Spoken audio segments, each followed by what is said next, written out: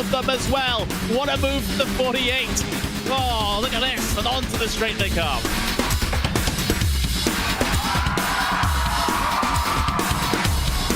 Brilliant move there from the number 40 to make it through that left-hander, sliding up the inside, going up now over Hawthorne Hill, down Pilgrim's Drop, and it's brilliant stuff here at Brands Hatch.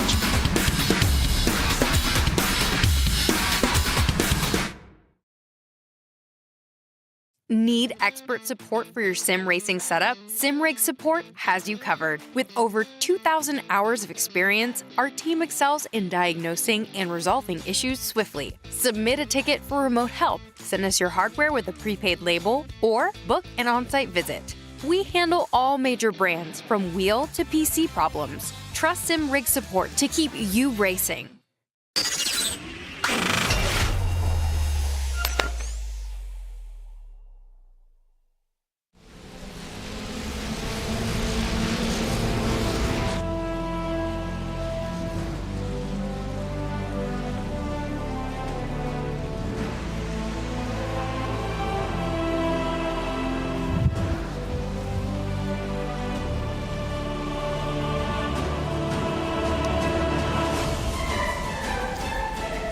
Hello everyone and welcome back to the British Formula 4 Esports Championship as we get ready to go racing here. We've done our racing north of the border in Knockhill. It is now time to return to England for the British F4 Esports Championship and of course the UK Formula 4 1600s. It is to the Derbyshire-Leicestershire border, of course this side and the Leicestershire side of it, that being Donington Park, one of Britain's best racetracks. It was drama-filled last year, it'll be drama-filled this year. Cam, we're excited for it, we love it, it's so much fun, great track to go racing at. Absolutely, it's an amazing one and I can't wait to see how the racing is going to go. It's so fast, it's so flowing, but then of course you have the couple of hairpins to finish the lap as well, so some good overtaking opportunities, and in general the racing around here is really good in both the categories we're going to see today. Most importantly as well, this is the penultimate round of the championship, the penultimate evening of racing here in the UK Formula 4s and of course in the British Formula 4 Esports Championship. We'll follow up after the Formula 4s this evening. Let's remind you as to how things work this evening. We'll start with the Formula 4s, of course. Here they're about to head into qualifying. Then we've got the first of two 15-minute races, from the second of which is a reverse grid based on the results of race one, giving it a bit of a spinny wheel after that. Once that's all wrapped up, we'll be moving straight on to the British Formula 4 Esports Championship and to the great title fight that we've got going on that. But let's remind you as to where things are and where we're playing at the moment here in the Formula 4s, because of course it's been a long season up to this point. It's been an awful lot of fun, starting back in Brands Indy, which of course was the host of the Formula 4 Festival as well. We then went international to Circuit Zandvoort for the very first time, which was always a lot of fun. Snetterton 300, then we began Alton Park, Silverstone, Knockhill. Knockhill basically starting this final three-race streak at the end of the season. Knockhill, Donington Park, Brands Hatch is where we'll be ending the season as well in just 1 week, Cam. And it's been so exciting in both the championships and again here in the drivers. Drop scores taking into account makes it a little bit more complicated, but Mark Fletcher, Shomi Shintani right there at the top, separated by very little, Cam. Lewis Werrell a little bit further behind and not in action today either.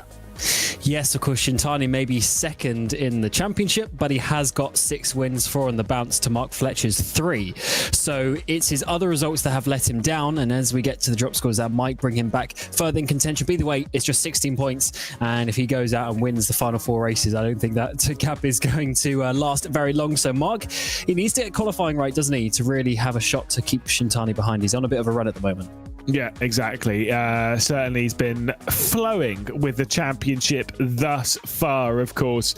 Like I say, Fletcher's in good stead, but I think Shomi Shintani is going to really drag himself into this. They are, at the moment, in practice. They're a minute away from heading into qualifying, where they will be able to venture to the circuit. They'll be given 3 laps in a 10-minute session, and as normal this season, they'll be going out for basically, they'll do the out lap, and then they'll do their 3 time laps. They'll probably do them on consecutive laps to make sure they're keeping the tyre temperature. But there are a few places around here, Cam, where you can get off tracks, including out of the final corner, going through the fog, and of course, most notably, really, the old hairpin. Absolutely. It's going to be a pretty interesting one in terms of that, because you really have to keep the momentum going in these cars. And this is the perfect track for momentum-based driving as well. The corners there, it's very flowing. They're sort of one into the other. There's very little hard braking zones until you get to the final couple of corners on the lap. So it's really going to be one of those ones to nail every single braking zone. And that's why battling around here is quite interesting, because you can actually sort of keep in some battle packs if you're together, but if you start battling, you'll really slow each other down coming out of these fast corners. Yeah, exactly. I mean, look, I actually really love this circuit. I've been here probably more than most circuits in the UK. It's got a great vibe to it, great flow to it, and it certainly is one that's enjoyable not only to see racing around, but to drive as well. Obviously, you got to see a little bit more of the British F4 Esports Championship 12 months ago round here. I was having a bit of connection issues on that day, and it was absolutely enthralling, both Formula Fords and the British F4 Esports Championship. So can't wait for that a little bit later on. The British F4 Esports Championship looks fantastically close with Graham Carroll, Henry Moore right there at the top. The team's champions also tightened up after the racing north of the border. This is a very different style of track to Knock Hill, isn't it? Oh, certainly. It's Knock Hill basically is 4 corners. We have a little bit more here, and of course the lap times are quite a bit further. I mean, they're almost double the length around here. So yeah, definitely a different style of circuit, but one that I'm very much looking forward to indeed. And of course, last year though, we did see some very interesting racing. Although despite the reverse grid, it was the same podium of Henry Moore, Dan Moore, and Ronnie Smith in each of the races, despite the reverse grid. And of course, Henry Moore getting a double victory here at this circuit. Of course, not racing in this one. He'll be back later for the British F4. But certainly interesting. That is one of those tracks where the even in the reverse grid race, you can get back to the front. If you have a short reverse grid, you can absolutely could contend for victories in both. If you get the big numbers, then it can be a little more tricky, but still it's very possible. As you say, Henry Moore out in action in the British F4 Esports Championship, as is Ronnie Smith. We're heading though into the final corner on board with Brandon Loudon. Cam Roger, talking through a lap. Absolutely. What a fantastic circuit we have here today. The Donington Park GP circuit, every corner on offering for today. For the first corner though, you go to the left hand side to open up Redgate, use that bit of pit exit, and you've got to use all of the curbs here, both on the apex and on the exit, before you run down the hill through Hollywood, through the Craner curves, completely flat out, but certainly a bit of movement on the steering wheel. You've got to keep the car planted through these corners. Get it to the left hand side to open up this old hairpin corner so fast, again using all of the curbs, actually going out nicely just to the edge of them, then up the hill. You don't really quite notice actually how much uphill it is. It's going to be very important for the draft, and a big send down the inside here up towards McLean's. A lot of overtaking will be done here before you work your way up the hill once more up towards Coppice. And this is an interesting corner because it opens up onto the back straight, but some people will try and overtake that. A little bit wide though for Loudon. Actually, he goes onto the grass, and as we come down the back straight, he's kept it in order. But now for this variant of the track, we come to the right hand side to open up the Fogarty S's. You can overtake down here, but you've got to be very careful. It goes from very wide to a one line chicane all over the curbs there, even into the bollards if you dare. And then now down in towards the Melbourne hairpin. Slight kick to the left before the braking zone, and of course the best overtaking opportunity on the track. Such a slow hairpin. It feels very pedestrian, but then you have to get back on the power and work your way up. But don't get too overconfident. Still one final corner to go at Goddard's, and it's actually a very tricky off-camber hairpin that you need to keep the car nice and planted, not go out too wide as it narrows up quite a bit, and then the short run to the line to hopefully put it on pole position. Yeah, lovely track, a lot of fun. It's one that was, obviously it's been around for a long time. I think it was in the 1930s. This track was brand new when it was built. And then it was kind of like left derelict for ages. It was in about the 70s when Tom Wheatcroft picked it up and basically brought it to the circuit that we know and love today. I mean, this scan is really old as well, like, realistically speaking. But from having been there in person many, many times, not much has changed around here. And to be fair, I don't want a modern scan because then we get rid of this bridge. And I love this bridge. I don't know why, but I really like this bridge. We get rid of it. It's not there anymore. Hasn't been there for a long time. But for that, I'm like, no, bit it off. We don't need that. Doesn't need to be rescanned. We're okay. We'll keep the bridge. On board with Sam Sanders, of course. You can see Croft and Woodhatch there at the top of the session on the first lap. Did actually receive a few awards. I think it was at Castle Coombe recently, receiving a few trophies and such. I was all on social media. If you want to go and check that out, Croft and Woodhatch on social media. But yeah, he's been receiving a few trophies. Probably out of the hunt for the main one in this championship. Yes, unfortunately, hasn't quite gone the way he would want to be. Races in the minis in real life, so he definitely knows what he's doing when it comes to racing, and hopefully can get some solid results to finish the season. Of course, a double podium back in Silverstone, so definitely has the pace in this championship. Just needs to get those consistent results, and someone who has been getting those consistent results as such is Sam Sanders, sitting in 5th place in the championship. Solid driver, spoken to him of course many times in the interview room, getting those podiums as he comes out of this final corner. It's Fletcher who goes up to the top. Can Sanders get close and do anything about that? It is going to be up there for now, but not quite enough to get that pole position by 0.08 of a second. Yeah, indeed. Gets himself very close. 36.9s being set at the moment. In practice, they were down in the low 36s. As Martin Vilk goes up onto the provisional pole. One final lap for these drivers to take around the circuit as Jonathan Smith goes his way up into 5th position. This is the final lap of the session for them. They only get themselves 3 timed laps in this session. Pretty much all of them are on their 3rd and final lap now, as we can see on board with Croft and Woodhatch there, going through the old hairpin, dipping 2 wheels into the grass on the left-hand side. You're absolutely fine to do so as we now head up towards McLean's and then Coppice. I've never, in all my years of driving Donington Park, I've never found a comfortable and consistent line at Coppice. Definitely. It's such a weird corner. You kink to the left in the braking zone, then you actually turn in really early. It's an awkward sort of late apex there. Definitely a trick on even quite a few corners around here actually quite like that. It's quite difficult to find the racing line, and those who do of course will be higher up there, but we are seeing some very close times. Just 4/10 cover the top 10. Shintani is that 10th place driver, 4/10 off. I'm sure he's going to improve on this next lap, but definitely very close times up here towards the front at Donington. And Woodhatch, when he's 4th place, but he's less than a 10th off. Let's see if he can pick that up in his final couple of corners. Yeah, he's flying at the moment, full commitment through the foggy yes, and almost dropped it out of the track limits. It might have been a little bit too slower though. He was over committed on entry. I think the first couple of times about to come in from the likes of Brandon Loud and Mark Fletcher goes up to the top of the session again with a 36.7 at the moment. Sam Sanders goes up to 2nd, isn't Ian Joyner then up to 3rd. 7,000 of a second separated the top times as Croft and Woodhatch slaps his car onto provisional pole position with 3 minutes remaining. Martin Vilk out of the session. Where is Shoma Shintani in all of this? He is on a time lap at the moment going into Coppice. Yeah, we'll have to see because he's 0.8 off. Surely he's going to improve from that one. He can't go from winning 4 races in a row to being outside of the top 10 in qualifying. You definitely not expect that, but let's see what he's going to do. A lot of the lap times have obviously already been set, and he's one of the last drivers to go out, sends it through that chicane, but that is a big time from Woodhatch. 3/10 is a huge margin. Another 3/10 behind him, or behind Fletcher, is going to be about 6-7 drivers. Very, very big time indeed, but what can Shintani do? He's just got one final corner to go.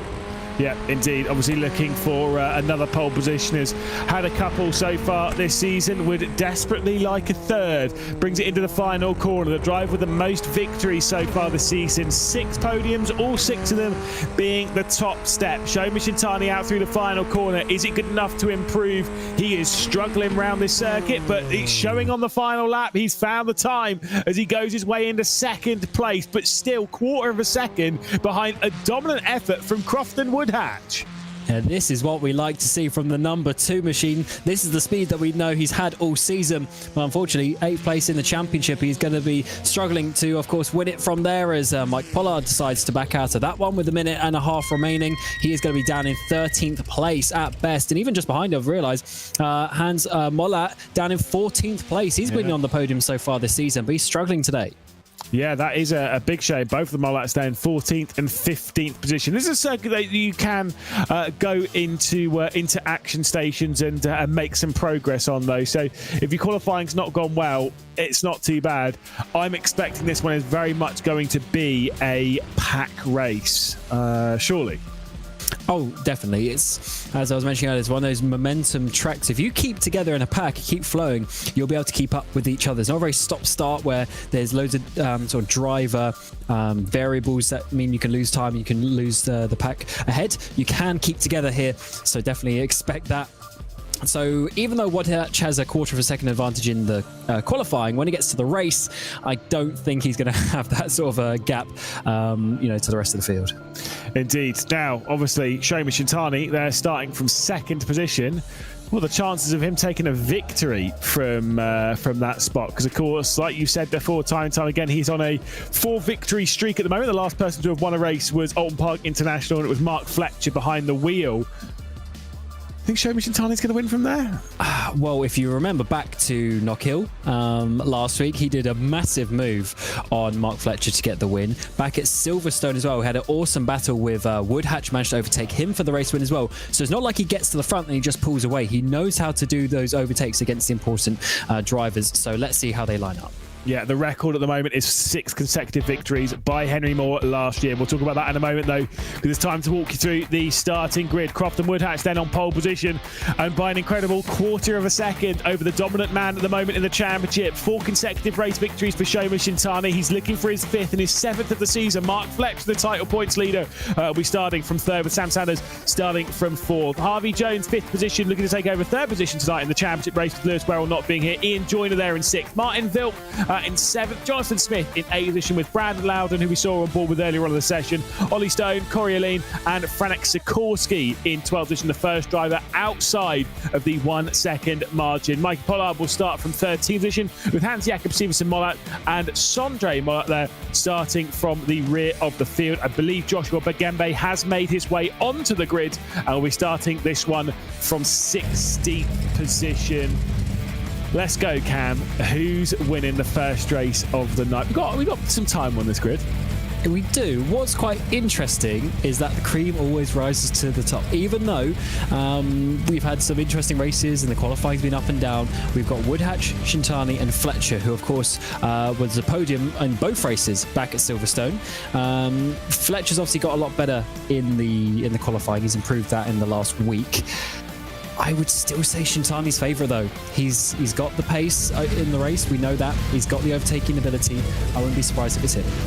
Well, we'll have to wait and see. Penultimate evening of racing in the Formula 4 is about to get underway. 15 minutes onto the clock, and Crofton Woodhatch will be starting from pole position. 4 races left to go to crown our champion as we race our way down towards Redgate and Turn 1. It's a good start from our pole sitter of Crofton Woodhatch. Mark Fletcher already going on the attack of Shoma Shintani down in the first corner, immediately covered him off. Sam Sanders was trying to get to the outside as well in the attack for 3rd position, and they're side by side behind all that. Martin Vilk down the inside at the moment, trying to work his way up the order. It's Ian Joyner who is going side by side with. You've got Jonathan Smith and Brandon Loudon battling it out behind that as we head down to the old hairpin. There's contact and Joyner's going straight off the road. Oh, he is. Just the tiniest bit of contact, but it wiggled to rear end. He went wide and then he couldn't get it slowed down for the old hairpin. That's such a shame from the driver who was up towards the front in the both races, actually up in Knock Hill. But now he's going to be down to the back and hoping to recover to a reverse grid position. Everyone's got into pretty much single file formation as it stands. The top 3, top 4 staying in order for now. Corey Lane has made his way up to 9th place, getting past Oliver Stone. Yeah, indeed. Much tighter line being held by Mark Fletcher as they run through Coppice, and now out onto Starkey Straight, under where the very famous Dunlop Bridge would have been. The big tyre. Oliver Stone has been off the road at Coppice, and he's dropping right the way down the order. Excellent chicane at the Fogarty S from Crofton Woodhatch, and Shoma Shintani's about to feel the pressure of his championship rival. Mark Fletcher's already trying to make a move. Shintani's gone out wide, and well wide he goes, dropping not only to Fletcher but to Sanders and to Harvey Jones as well, to the rear of that little train into 5th.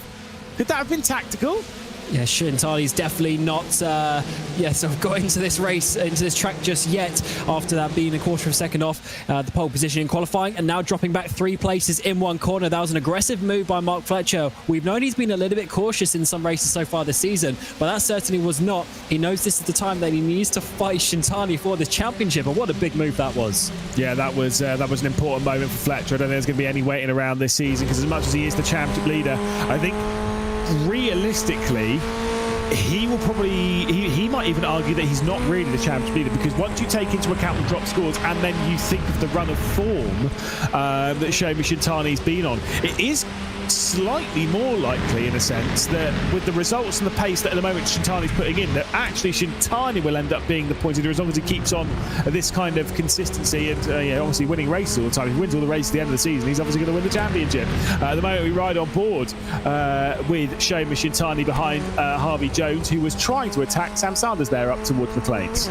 Yeah, they need to be careful. This was talking about in terms of the momentum. If they start battling like this and Harvey Jones can't get through on Sanders, the top two will start pulling away, and that can actually be a big important factor for Shintani's race. So let's find out if they're going to do that. Down in towards the hairpin, is there going to be any big moves? It is, but it's actually a little bit further behind. Up the inside, it is going to be potentially there for Loudon on Smith. Up the inside, it's going to be, as for the front actually, Fletcher and Woodhatch, they went side by side for a moment, and now it's actually Sam Sanders who's getting a run up to second place. Yeah, indeed. So Sam Sanders with the inside run, Harvey Jones getting a good view of all of this. Fletcher was a little bit too aggressive on the inside going through the Melbourne hairpin, of course named because of the village of Melbourne, which is in that direction. And of course, as we race our way down towards the first corner once again, Fletcher with the inside line. You can definitely make some moves around the outside of Redgate though, and that's exactly what Sanders is trying to do, committing on the brakes, sending it to the outside. The 34 will have a better drive off of the opening corner of the track as we work our way through Hollywood and then into the Craner curves. We have the inside for the left-hander at the first part of the Craner curves, then it will flick right and then we'll get onto the brakes and head into the old hairpin. Fletcher backs out, so Fletcher confirmed now with being in third position as Jonathan Smith's had a moment in the background and straight into the cars as well. Oh, big moment for Jonathan Smith, and Sondre Mollett, I believe, has been collected. Oh, that was a terrible second rejoin from Smith as well, with Ian Joyner, I think, just avoiding that one. There's about 4 cars involved in one corner. That's not what you like to see at all. A little bit of a calamitous affair there, unfortunately, for those drivers. And it looks like Sondre Mollett involved in all of that has gone back to pit lane. So his unfortunate run of form and run of sort of DNFs and finishing at the back is going to continue. Let's see this. Oh, that's a terrible rejoin from Smith. It was up the inside. He had nowhere to go. Yeah, look, watch this from Jonathan Smith though. He's out of control here. He's backwards at the moment and the car just rolls its way back onto the track. So I think he's trying to do what he can, but can't quite do it. Got a barrel though for the race lead in the bottom right of your screen. There's the rejoin. Obviously, absolutely nothing that Sondre Mollett could do. Crofton Woodhatch then continues to lead this race. Sam Sanders, Mark Fletcher, Harvey Jones, and Shomi Shintani, the top 5 of the race lead. Big move from Shintani straight to the inside of Jones. Oh, I thought he was going to collect Fletcher there.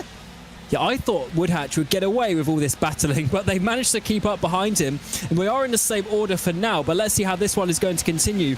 This track is very, very wide for these small cars, so there's a lot of room in certain corners for you to be able to dive down the inside. Shintani tried to make that work at Goddard, but it wasn't quite enough this time around. But I expect that move to work for someone at some point. Woodhatch is definitely a bit slower, though. Sanders is all over the back of him as you come through the Craner curves, and I think he's going to be in trouble when we get up towards McLean's. Yeah, I mean, look, the thing is, slipstream around here, because of the average speed being so high, the slipstream around here then is also really high. And at the moment, as we ride on board with Harvey Jones, you can see Sam Sanders trying to make a move on Crofton Woodhatch here as we head up towards McLean's. Tighter line coming in from Sanders. Out wide goes Crofton Woodhatch as they work their way through the top end of the circuit, now into Coppice. And like I say, such an awkward corner, made even more awkward considering the 4 hungry drivers ready for victory, ready to pounce directly behind you. Crofton Woodhatch still yet to take a victory though in 2024. Sanders, I think he was just lifting off a bit actually. Looking to the inside, that's not necessarily the quickest racing line. He's definitely able to try and at least find a way to get through, but he's got to be smart when he goes for it, because of course the race craft is quite important with when you make your move and when you time them, and of course it depends what the other drivers behind you are doing. Fletcher not making a move that time around. Let's see Shintani. Is he going to have a big send on Jones this time around? He does love it into that final corner. It's generally a late move. Actually, it's Jones who has a bit of a look up to the inside of Mark Fletcher. Not enough to make the move that time around though, as they stay in line for now. But something's definitely brewing here. Certainly is. A bit of a battle behind. Martin Vilk and Brandon Loudon were quite tight off the final corner as well, but you can't keep your eye off of the top 5 at the moment. We're not even halfway through this race. Woodhatch, Sanders, then Fletcher, Jones and Shintani. Do remember, of this group of 5 drivers, 3 of them have victories. Obviously, Mark Fletcher has won, what is it, 3 times, isn't it? Shoma Shintani has won 6 times. And then, obviously, Harvey Jones has got a victory. One who doesn't have a victory is this driver here who's dropping back after a bit of a mistake there at the old hairpin. Sam Sanders could be dropping back behind Mark Fletcher. Sanders waiting for that first victory of the season. Here comes Harvey Jones as well, straight to the inside as we work our way through McLean's. There's going to be a drag race up towards Coppice between the pair of them, and it will surely work out an advantage of the 34, but a big set from Harvey Jones, creating the contact. This is going to end in tears, and there goes Harvey Jones round. It was a little bit too aggressive in my mind for Jones to go that kind of dive down into Coppice. It's too high speed of a corner to be trying that. He's fuming. Absolutely, that is podium chance gone, and he's basically just got to hope for a reverse grid place now. But I think you call that right, Lewis. I think that was just a bit too aggressive, and especially as he was almost a full car length behind going into the braking zone and then diving up the inside into a very fast corner. As soon as you get the tiniest bit of contact, unfortunately just not able to save it. These cars are too wiggly on the rear end for that, and he's now down into 10th place, and we are looking at this fight a little bit further up. So this is Martin Vilk who's taken that 5th place, and he's got a bit of a train behind him. Of course, he's got Loudon, Pollard, Sikorsky, and even Mollat just on the back of them. Yeah, I mean, look, the one thing for Harvey Jones right now is to kind of keep calm. He's got Ollie Stone with him, who's a quick driver himself, and they've got 2.8 seconds up to the group ahead. If that group ahead battles, they can work their way up this and again, start guaranteeing themselves better positions for the next race, and maybe even much better positions with the reverse grid in mind. It's not over yet, especially when there's 6 minutes and 30 seconds left to go. Talk me through this one, Cam. Yeah, so it goes, I mean, there already wasn't quite enough space, but unfortunately, it was that secondary bit of contact. I just think it was a little bit too late of the dive there in the braking zone. As let's see this though, actually, for Brandon Loudon. He's got to the left-hand side, trying to go around the outside now. Martin Vilk, who's defending all the way around the outside for Loudon. This is going to be for 5th place if he can make it work, and he certainly has done so. Contact in the background as Pollard tried to find his way to the inside, but Sikorsky was there. Yeah, indeed. Elbows out driving in this group as well as at the front. And like you say, the likes of Hans Jakob Siversen Mollat also on the rear end of this train now, basically, considering he started basically from the rear of the field with Sondre Mollat. I mean, it's a solid drive thus far, and there's still plenty of time. 5 minutes 40 seconds left to go. Taking a look at Martin Vilk at the moment, currently running in 6th position, staring at the rear end of Brandon Loudon. Onto the brakes, heading down to the Melbourne hairpin. Defensive line being taken from Brandon Loudon as Franek Sikorsky and Mikey Pollard switch positions for 7th.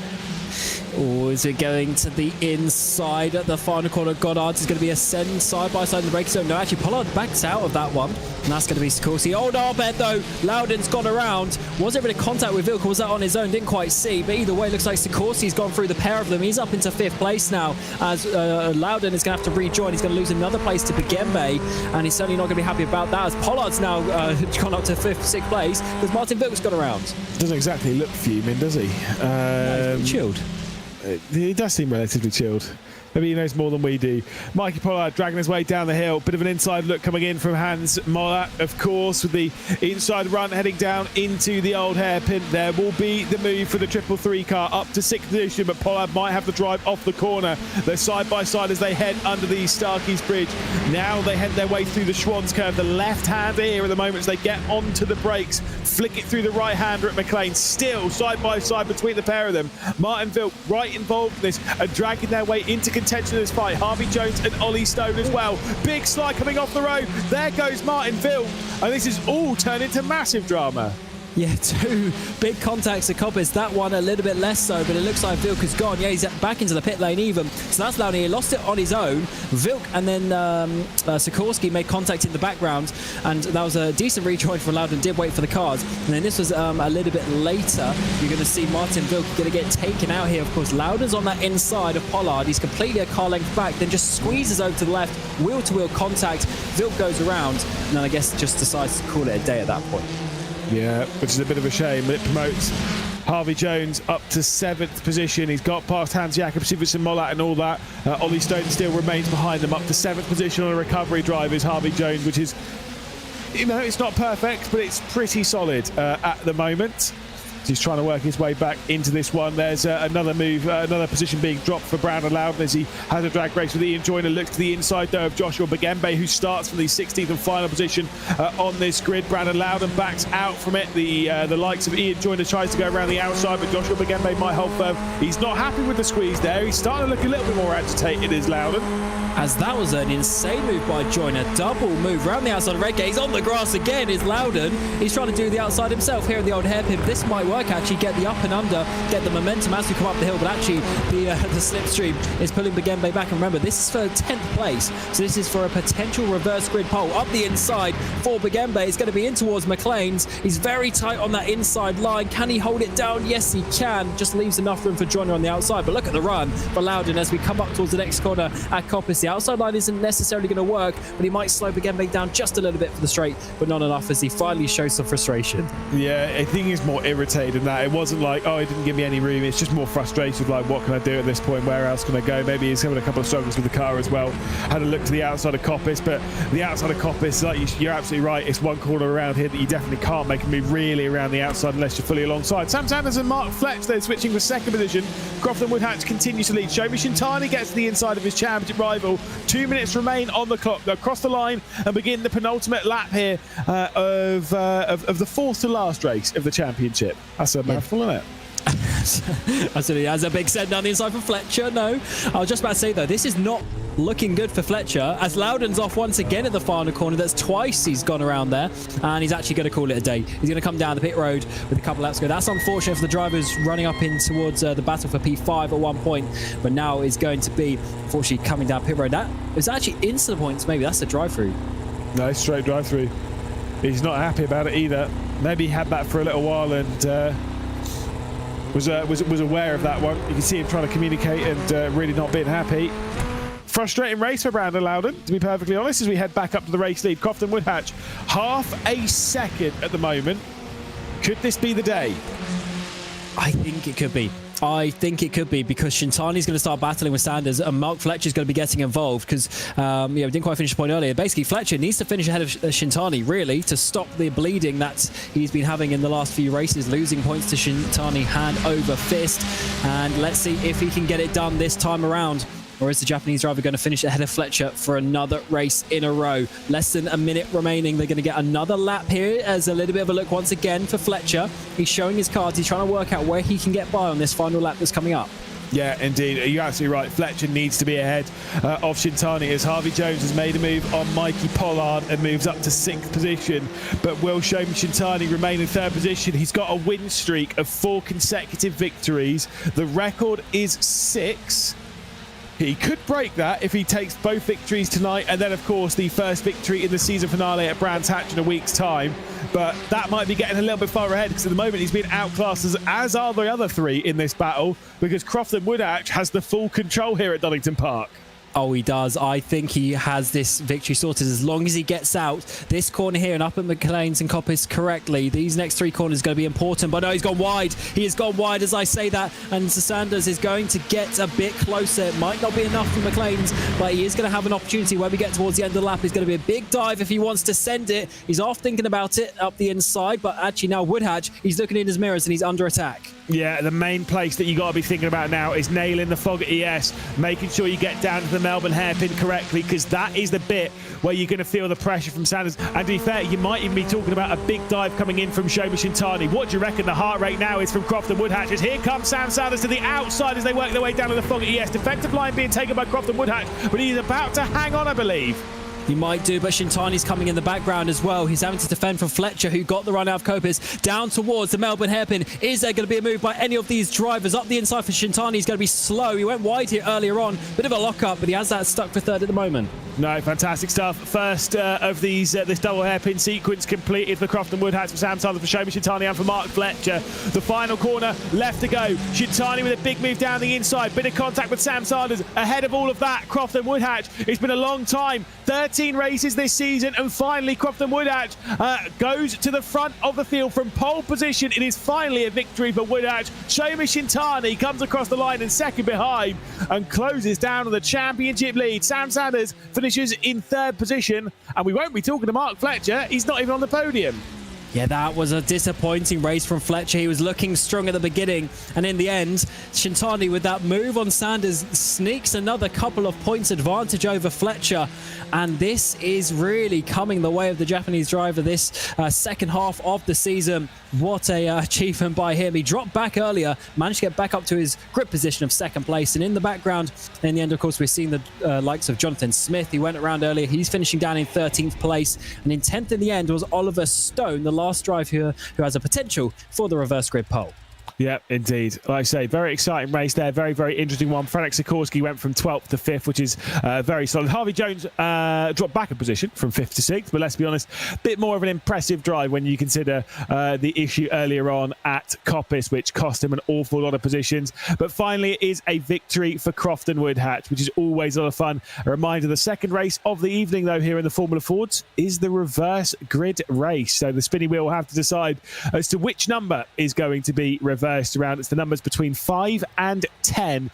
We've seen the biggest, we've seen the smallest. Whereabouts is it going to fall today? It's not going to be 10. It might be 5, actually. Is it going to stop on 7? No, it is going to go to 5. Oof, poor Harvey Jones working his way back up to 6th position. Not going to be good enough. It's going to be outside of the reverse grid. It is the smallest possible here at the Donington Park circuit. And there was a 5-car battle earlier on in the race. And it could well be a 5-car battle in the second race as well. Crofton Woodhatch, though, taking a victory by 3/4 of a second over Shoma Shintani. A move at the final corner means that Shintani beats Sanders by 9,000ths of a second. And Mark Fletcher on the outside looking in when it comes to podiums. Just 4th position for the 111. Franek Sikorsky inside the top 5. Those are the 5 that will be reversed. Harvey Jones, and I will say, fantastic effort to recover, but only the 6th position, 1 position short of the reverse grid. Mikey Pollard in 7th position with Hans Jakob Stevenson Mollak from the rear of the field up to 8th. Ian Joyner and Ollie Stone rounding out the top 10 positions. Those behind that will be Corey Aline, Joshua Bagembe, Jonathan Smith, who obviously had a bit of a moment coming down the hill. Brandon Loudon there in 14th position, and a retirement for Martin Vilk and for Sondre Mollak, courtesy of that incident with Jonathan Smith. How Jonathan Smith even got to the checkered flag though, Cam, I will have absolutely no idea, considering the size of the whack to the side of that car. Let's jump straight, though, into interview territory, because it is time to catch up with our pole sitter and our race victor. It is finally Crofton Woodhatch who's grabbed the top step of the podium. Fantastic stuff, incredible drive, incredible qualifying for starters. Let's focus on that 1/4 of a second on pole position over Shoma Shintani. Where'd you find that? I think it was all just, I don't know, to be honest. I guess just pushing through the chicane, maybe you can get some time. So it's just how brave you want to be on that final lap. I mean, I got an off track on the second one, so I knew it was all down to that final one, and I just thought I'll just go for it. If I off track it, and I'm starting down the order. But no, it was a pretty good lap. Let's focus then on the race. Looked like a tough fight, throughout. Obviously, you had Sherm, you had Sam, you had Mark, and obviously Harvey Jones was also in that train earlier on. But you seem to control the train quite nicely, considering slipstream's quite high around here. Have you got some tricks up your sleeve? Have you just kind of been nailing consistency? Like, what's the change that you've been able to work around the circuit? I think it was a case of I was making mistakes, and then the people behind were making mistakes as well. So it just, every time I would make a mistake, person behind me would probably make a mistake. So the train just kind of stayed as it was. Like, the session felt really hot for some reason, and it was just really slippy. So compared to the qualifying, it's meant to be like right after it, but it just felt completely different, and I could hardly keep the car on the track through some of the corners. So I was struggling a little bit, but then I guess I just didn't struggle as much as others. I don't know. Well, obviously, you've got a reverse grid to deal with. You haven't had to deal with overtaking anyone yet today, because you obviously started from pole position and you led all the way through. So you've not had to deal with overtaking. You'll be starting from 5th position, so it's the smallest that you've possibly got, so that's fine. How do you feel overtaking is around here? Because it can be kind of one of those ones where there is a lot of overtaking opportunities, but it can also feel like it's really hard to actually make your way up an order around here. Yeah, I think overtaking, there are places to overtake, but there's a lot of it's like a cutback or something like that, so it's not always that you're going to get it. Especially, I think the second session might be wet as well, so that could help overtaking if I can drive it I didn't have a very good time at Snetterton in the wet. So, but no, just hopefully try and get back on the podium. We'll keep our fingers crossed. Crofton, it is great to talk to you as a race winner here in the Formula Fords. Congratulations, thank you, and good luck for race 2. Thank you. Lovely. Crofton Woodhatch there, finally a winner after 13 races here in the Formula Fords. Let's talk to position number 2 with Shoma Shintani, of course, making that move late on in the race. A dive down the inside of the final corner, Shoma, and you made up to second position. Where did that come from? Yeah, I mean, it was such a good move on Sam. It was very brave. Yeah, thanks for that. Yeah, to be honest, I have a good, good confidence to dive on last corner. So yeah, I sent it and it's success. You dropped back a little bit earlier on in the race with a bit of a mistake, maybe a mistake rather, at the penultimate corner of the track down at the Melbourne hairpin when you dropped from second to, I think it was 5th. Was that a mistake or was that intentional? Did you kind of like get out of the way and wanted to control things from the back? Yeah, I mean, it was a mistake. Just I lock up my front tires, and I can't make turns. But yeah, still, I was keeping cool and find some places and getting P2. Well, your win streak is over. Obviously, it was 4 victories in a row over the last 2 nights of racing. I mean, what are your chances of jumping back to winning? It's going to be wet in the next race, we're hearing, so it's going to be quite tricky out there. Yeah, it's wet. So I don't know how my pace is good or bad. So let's see. We shall indeed see. Shoma Shintani, thank you so much for joining us. We'll chat to you maybe after race 2. Yeah, thank you. No worries. There we go. Shoma Shintani onto his first podium of the season that wasn't a victory. So that's always a fun one. Now we've got Sam Sanders to talk to as well. Just about beaten there at the final corner. It's a big dive from Shoma. Were you kind of expecting that move down to the final corner? Yeah, I think we've had a couple of races now where Shoma's had a look into the last corner. So I was kind of half in my mind that he might ever go there, and I tried to cover the line a little bit, but I didn't want to fully white line it and kill my exit out the corner, so it's always a difficult one to weigh up. But good move from him, a big lunge, but there was just about a car's width on the inside, which he managed to find, so I guess got to give credit there for XG. It's a lot of fun racing around Donington Park though in cars like this. It was a big pack all the way through the race. What do you think of your chances of winning all the way through that one, or were you kind of maybe even thinking that Crofton was maybe a little bit strong? You were very close in the final lap, to be fair. Yeah, it was 2 mistakes was too many in this field, really. I had a couple of... I saw Crofton made a bit of a mistake on the final lap, which got me right up to the back of him, and then a little bit of a miscalculation to kind of end up on the outside into the chicane, and that kind of killed my chances for the final sector. But no, I really considered driving from everyone around the front. It was a really good fun fighting everyone. I think it was on the cards, but I didn't really play it quite so well in the final lap, and yeah, a couple of mistakes that were a little bit untidy that hurt my chances there. How are you feeling about racing in the wet? Because that's what the word in the street is for race number 2, that some of the soggy stuff is hitting the track. Yeah, excited for racing in the rain. I mean, it's a difficult circuit from practice in the rain. It's just slippy all over the surface. So also the gravel trap is like a proper one, and the car will just stay there when it ends up there. So I'm going to try and keep it out of the gravel on the black stuff. And we went my Snetterton. Again, a couple mistakes there which hurt me, but I think my raw pace is pretty good in the rain. So we'll see how we go in the warm-up, and then hopefully a good race from there. We'll keep our fingers crossed, Sam. Good luck in what could be quite a difficult race.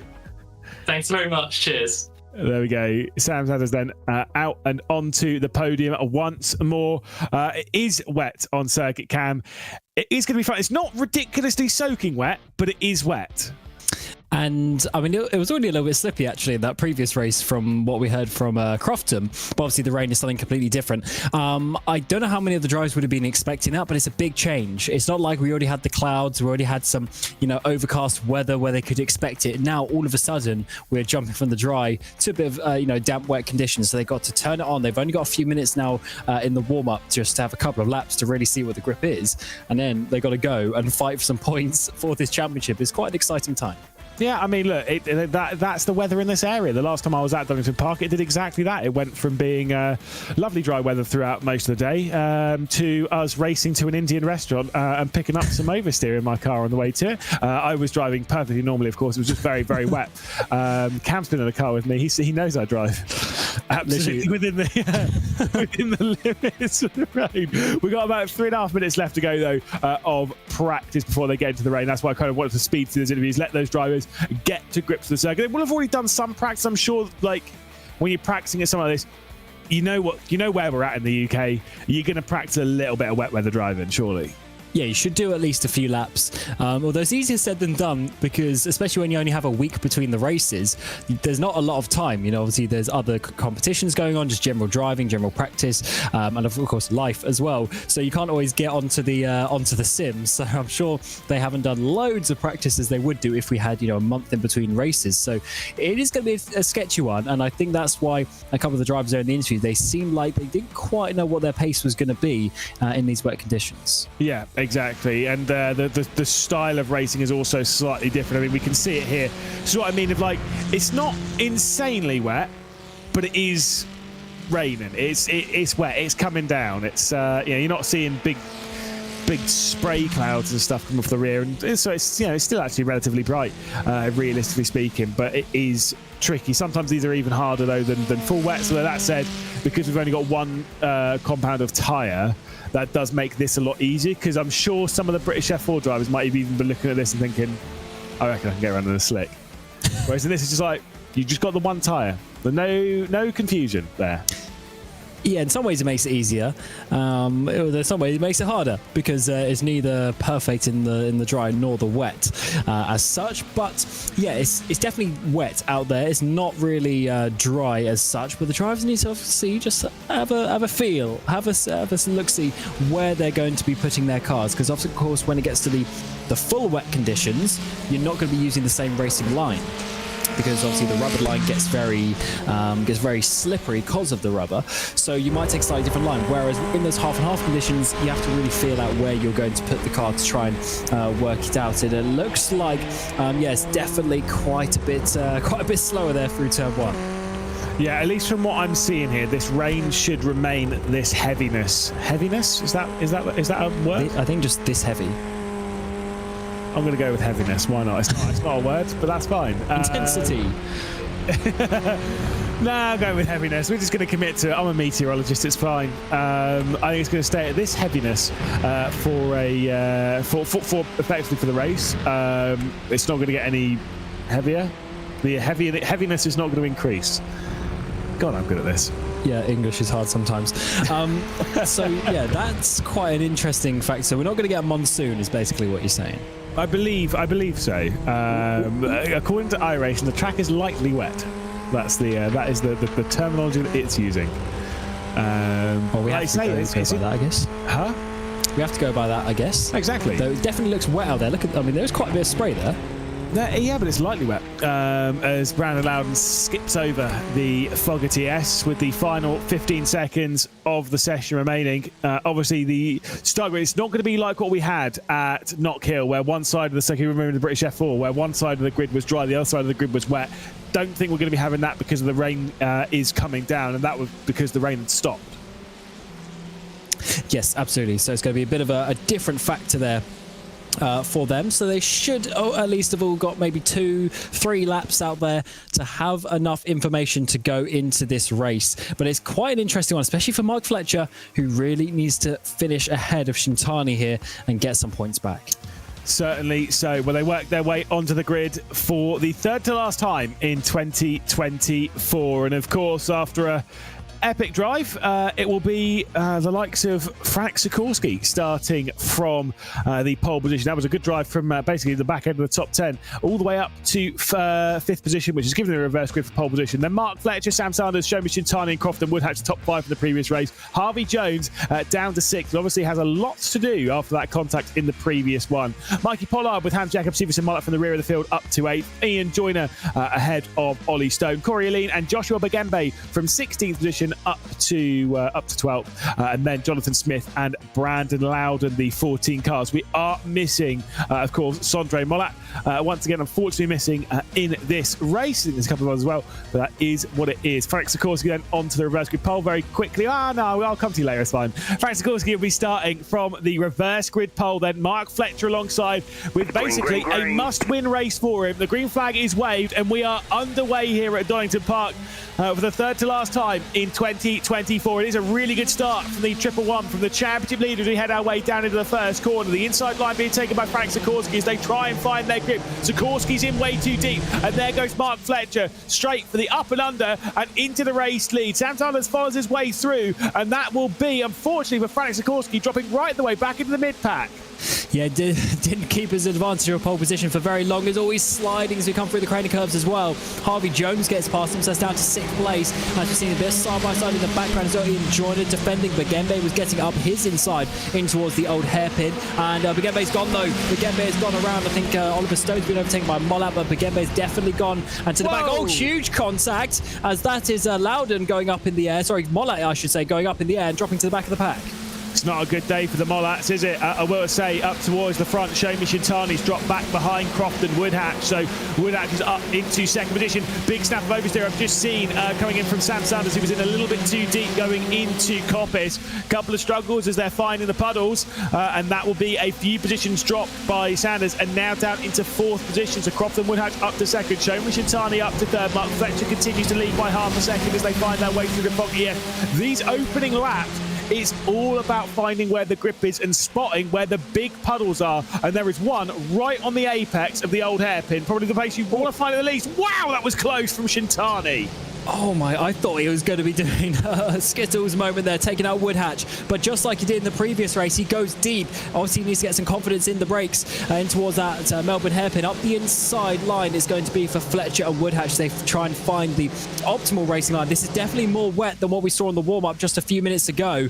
And this is going to be a tough one for the drivers in such an important moment in the championship as well. They've got to keep it on the track. And the thing is for Woodhatch, he's not really in the championship fight, of course, so he can just go for it, go full send. Fletcher might need to think about the championship, but at the same time, he needs to finish behind or ahead of Shintani's. There's Joyner losing it and making contact with Mollett. Yeah, indeed. Just out onto the curb, and the curbs will have really, really low levels of grip around here, especially when you're at that kind of point and you're so awkwardly weighted on them. Into the old hairpin they go.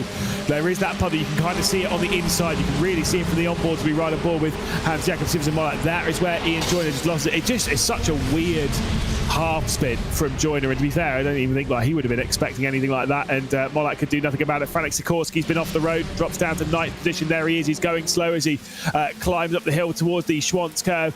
It's Mark Fletcher leading then from Crofton Woodhatch and Shomi Shintani. There is Sikorsky's spin. Just completely loses it there. Remember, it was Fletcher, wasn't it, who nearly lost it on the Bentley Straight at Snetterton, wasn't it? Just out of nowhere. Possibly Mollett, actually. I think it was Mollett from the... yeah, because I remember on the interview we were talking about it as well, actually. But yeah, either way, you can definitely spin up the rear wheels on this car. But Bagembe, the same corner, the same place there, underneath the bridge. And it seems to be very wet at that point of the track. We come down in towards the Melbourne hairpin. Big send up the inside from Shintani. Woodhatch leaves the space, and that is going to be done. Aggressive move. Sanders is going to get through as well. So Woodhatch obviously looking in his mirror, seeing that, opening the door, and not able to do enough to cover it off. So Shintani is looking good once more as he is obviously coming to get another race victory. Yeah, he's going to go for it. He's going to try and get 7 race victories this season. Remember, it was 10 last season from Henry Moore. That is now impossible for Shomi Shintani to beat the season. I think he can join it, but he can't beat it as he's instantly going for the race lead around the outside of Mark Fletcher. He might get squeezed off wider, as Fletcher says absolutely not. We didn't speak to Fletcher after the first race because he finished in 4th position, but right now it is going to be tight. Shintani's going for the race lead, but Croft and Woodhatch sat there. I mean, there's 11 minutes left to go in this one, Cam. There's still plenty of time. If I'm Woodhatch right now, I'm not rushing to get back involved in this. I can still see the leader. It's all very close. Look at how difficult it is in the old hairpin. Absolutely. Look at the big puddle on the inside there. They literally purposefully avoided that. Oh, big slide from Shintan. He manages to save it. He almost copied the likes of Bigembe, who went around joining it earlier as well. And that is enough for Woodhatch to have a look around the outside at least. There's going to be a squeeze, but no, they just about leave each other room. And in the end, Woodhatch is going to have to back at that one. Here comes Sanders, though, to come through as well. He's taking advantage of that one. He sat in fourth place for a while. Slight bit of contact between them, but he's up to third. Yeah, he would have hit quite a large puddle there with Croft and Woodhatch on the run around the outside of McLean's. You can't really do those outside moves now, because as soon as you dip two wheels into one of those puddles, it's going to slow you down. It's going to basically try and drag the car around, and Harvey Jones is in this fight as well. It's the same top five as it was in the early stages of race number one this evening, but it is Mark Fletcher leading from Shouma Shintani. If Shintani wins this race, he is definitely going to be the favourite heading into the season finale for the series title here in the Formula Fords. He's going for the race lead, looking to the outside as they head their way down into the Melbourne hairpin. Takes the lead very briefly. There's contact between the top two, and off the road goes Shouma Shintani. There was a bit of contact between the pair of them, and it's opened the door for Sanders and for Croft and Woodhatch to work his way through. Sanders is instantly going for the race lead, but that's going to open the door once again for Shouma Shintani to come through on Croft and Woodhatch. How are they still going in a straight line? They were a split second away from Fletcher being spun around there, but somehow they are still going. Fletcher has the lead, in fact, as we come down towards Redgate for another time of asking. Shintani's still in with the shout up into P3, side by side with Woodhatch, and that just shows you Fletcher is getting more aggressive as the season goes on. Almost further contact with Woodhatch and Shintani as we come down the hill through Hollywood. We are 2 by 2 in towards the Crater Curves. Jones can see absolutely nothing with 4 cars worth of spray up ahead. Find your braking zone in this. Around the outside for Croft and Woodhatch. Can he make it stick? I think he has. Yes, he's up into third place. Yeah, but watch out for the puddle. Again, those two on the right side, as soon as they go out towards it, there's the big slide coming in from Sanders. So they know where that puddle is. If they go slightly wider there, going through the Starkey's curve, under where the Starkey's bridge is, that's where the problems really come. Here comes Croft and Woodhatch trying to go around the outside. Makes contact there with Sanders just ahead. And Croft and Woodhatch around the outside, 2 consecutive corners. And he's back up to second position as he attacks for the race lead on the rear end of Mark Fletcher. Shouma Shintani staring at this, thinking about how he can get himself back involved in it. And Croft and Woodhatch, he's a man possessed this lap. We're not even halfway through the race as he fires his way straight past on Mark Fletcher, who's going slow here as he's aquaplaned a little bit coming out of Coppet. And this is absolute drama as Sam Sanders is sending it to the inside of Mark Fletcher. There comes Shouma Shintani, and here comes Harvey Jones. Oh my word, 3 wide, down in towards the Melbourne hairpin. We've also got Fletcher just up ahead. Woodhatch has got away by 1 second in one chicane. Shintani goes in deep once more. Around the outside of Harvey Jones, he's going to go. Contact is made with Sanders. These two lose the top 3, and podium chance is gone for those. Yeah, well, I mean, it's gone for now. There was definite contact between the pair of them. As Harvey Jones got damaged and all that, he's certainly not happy with Sanders. Obviously, was it those two that made contact in the previous race? Oh, Sanders, I think he's got damage. Yes, trying to actually remember who Harvey Jones made contact with. Sanders, big damage into the pit lane in the background. He's out. And I thought he missed the pit lane. So that is race done, basically. It's going to be side by side, though, in towards turn 1 for the championship contenders. They've already made contact so far this race. Further contact is made as we come down the hill. Yeah, indeed, as Mark Fletcher's going to hang on to second spot. And it does seem as though it's going to be the double for Croft and Woodhatch, because he has gone 1.4 seconds. It's completely in his control now. If he drops it, it'll be of his own volition. At the moment, he is looking far too in control around the Donington Park circuit. Let's take a look back at this. So Sam Sanders gets to the inside. He's halfway alongside, but only halfway alongside what is effectively the second apex there at the Melbourne hairpin. I mean, it was a bit tricky between the pair of them, but I don't know, that feels a bit more like racing, that one. Absolutely. I mean, Sanders just, he went in to the open door and unfortunately just closed, as you say. It's sort of like a double apex kind of corner. It's quite a long apex. And unfortunately, their lines just joined. Let's see how this works, though, for Fletcher. He's definitely the slowest of these top drivers. Look at the background. We're getting further drivers getting involved. To the outside is going to be for Shintani, who is going to brake later. Surely it is not going to be Mark Fletcher on their inside wetter line. And that is too deep from Shintani, but can he keep it? He's gone all over the track, and Fletcher might be close enough to have a think down in towards the Melbourne hairpin. This could be an important move for the championship. Shintani finishes ahead of Fletcher. Yeah, Shintani's going to go deep here again, though. The up and under is going to come here as Mark Fletcher tries to fill the gap. I think Fletcher's got damage, by the way, because he's been very slow off of Coppice the last couple of laps. And obviously, he did make quite large contact, quite substantial contact with Shoma Shintani. There's no love lost between these two. They are fighting hard. More contact between these two drivers. The top two in the championship at the moment, going wheel to wheel, and what would be in touring car racing door to door at the moment, as they are really knocking wheels at the moment. 5 minutes and 40 seconds left to go in this race. I think Shoma Shintani might actually check out. I do believe Fletcher might have some damage. Yeah, I think this is done. I think Shintani was faster anyway. So this is looking good for Woodhatch to get a victory. But can he hold Shintani's 2 seconds with 5.5 minutes to go? I think Fletcher's not going to be able to re-overtake Shintani. And now Jones is actually going to be having a thing. I'd say that. Shintani's gone wide. He's obviously not confident on the brakes today. And here comes Fletcher. Can he keep it pinned through that puddle? Yes, he does. Up the hill. Shintani's one side. Shintani's around. This could be big if he keeps it out of the wall. He does keep it out of the wall. Shintani hit that puddle. We've seen it catch a few people out. He was a little bit too wide going through the Starkey's curve, and he's going to drop back, but he's going to keep Mikey Pollard at bay. Potentially, there's going to be a bit of a brush between the pair of them. The battle of the moment for 6th position, and the 27, one of the championship protagonists, says no thank you to that overtake potentially happening, and hangs on now to 6th position. Just pushing a little bit too hard, and a few too many mistakes from Shoma Shintani in this second race of the evening. And that's what cost him. Let's watch this spin. It just comes out of nowhere, but you can see those puddles. So I say nowhere, it is kind of like you can see where it happens. Yeah, he's a 4th or 5th driver just this race who's done that. So there's definitely a point of the track there. As you say, there's a big puddle, and unfortunately just hitting it at the wrong point. And if that is going to give Mark Fletcher some crucial points, who knows how important that's going to be when we get to Brands Hatch next week for the season finale. That's going to be so fun to see how close we're going to be when all the drop saws come into effect as well.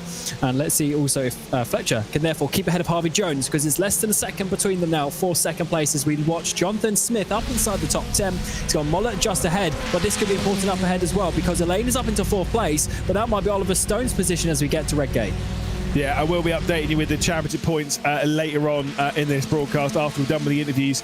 I believe then I'll be able to at least read you through some of where the points are at the moment before we get into British F4 Esports. I'll remind you at the end of the night as to where things are in this championship, as well as to where British F4 Esports is. Remember that the penultimate round of the British F4 Esports will be on after this, so that'll be following up this broadcast at 3 minutes and I say following up this broadcast. It's on this broadcast. I swear Ollie Stone keeps adding boxes to the background here, because I swear that there's more being added round by round.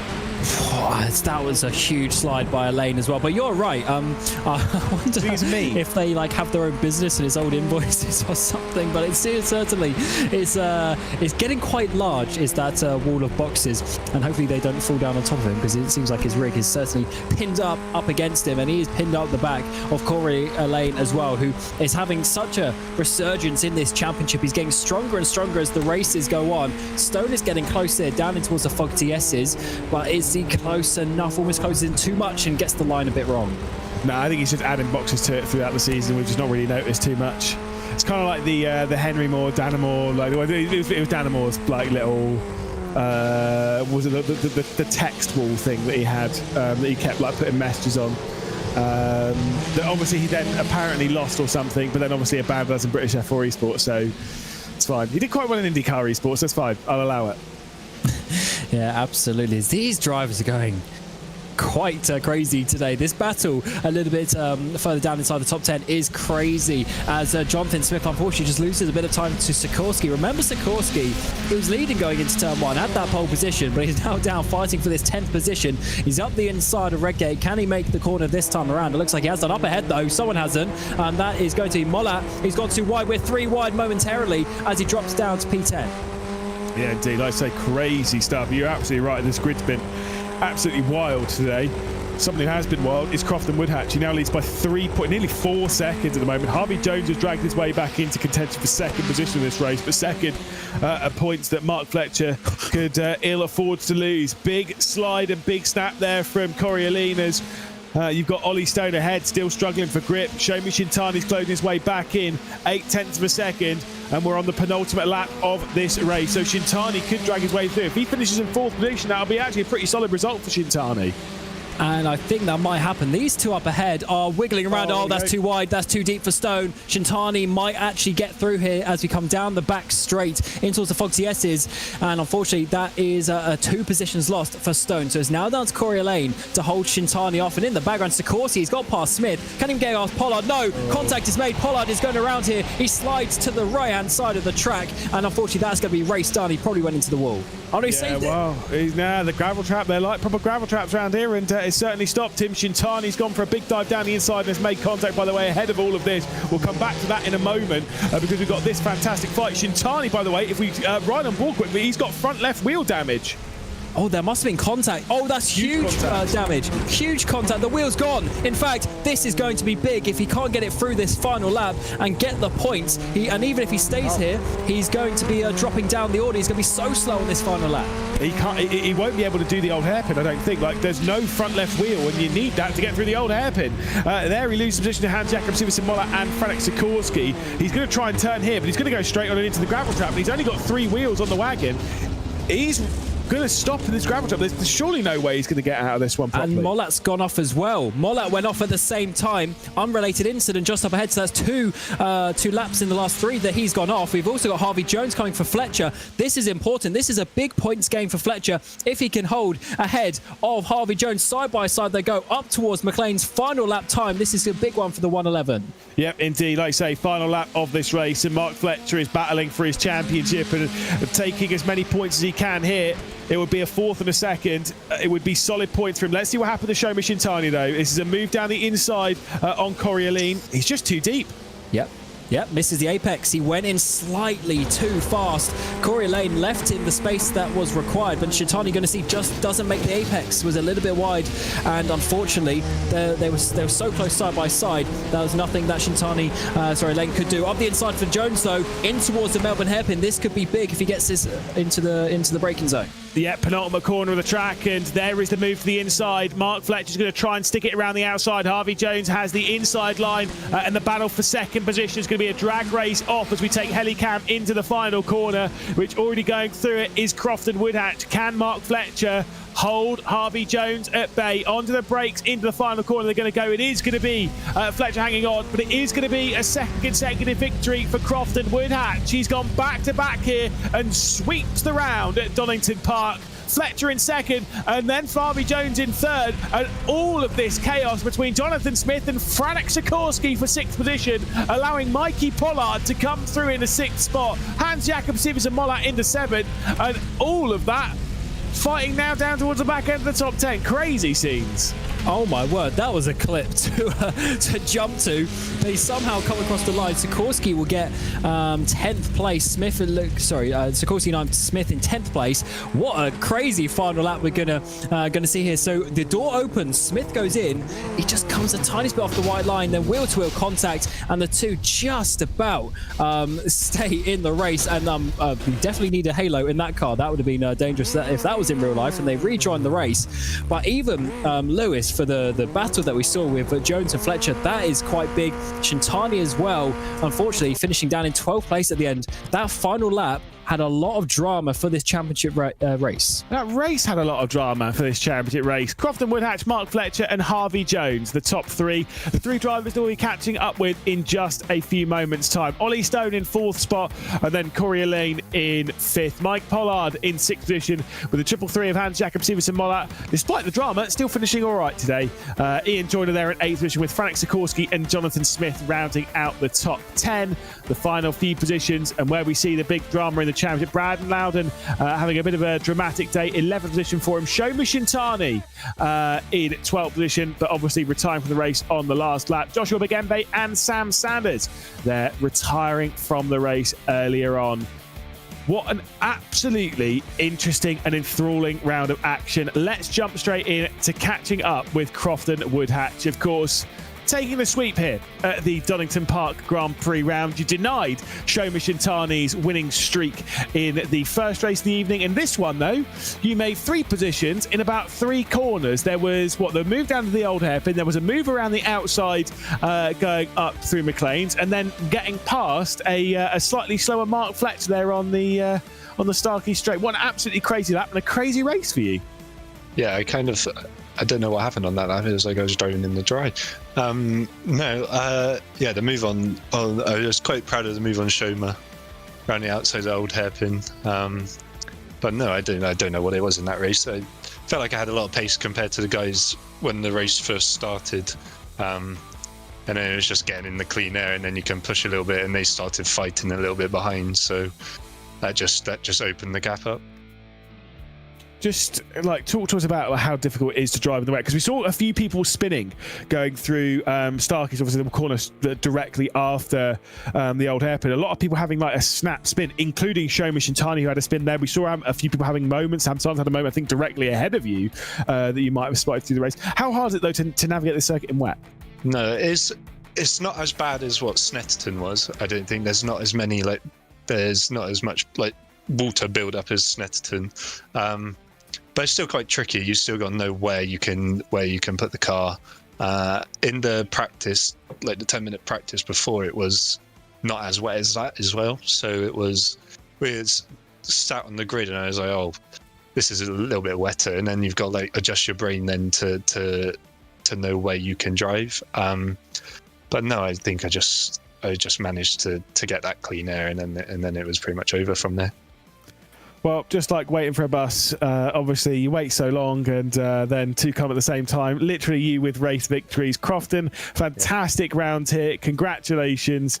Brilliant stuff. Double win. Thank you. There we go. Crofton Woodhatch on top in the Formula Fords.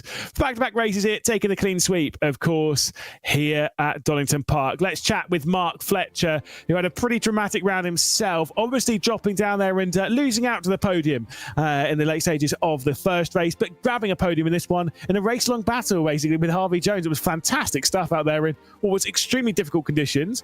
Saw you struggle a little bit with a straight line speed, though, at one point. Was there some damage on the car?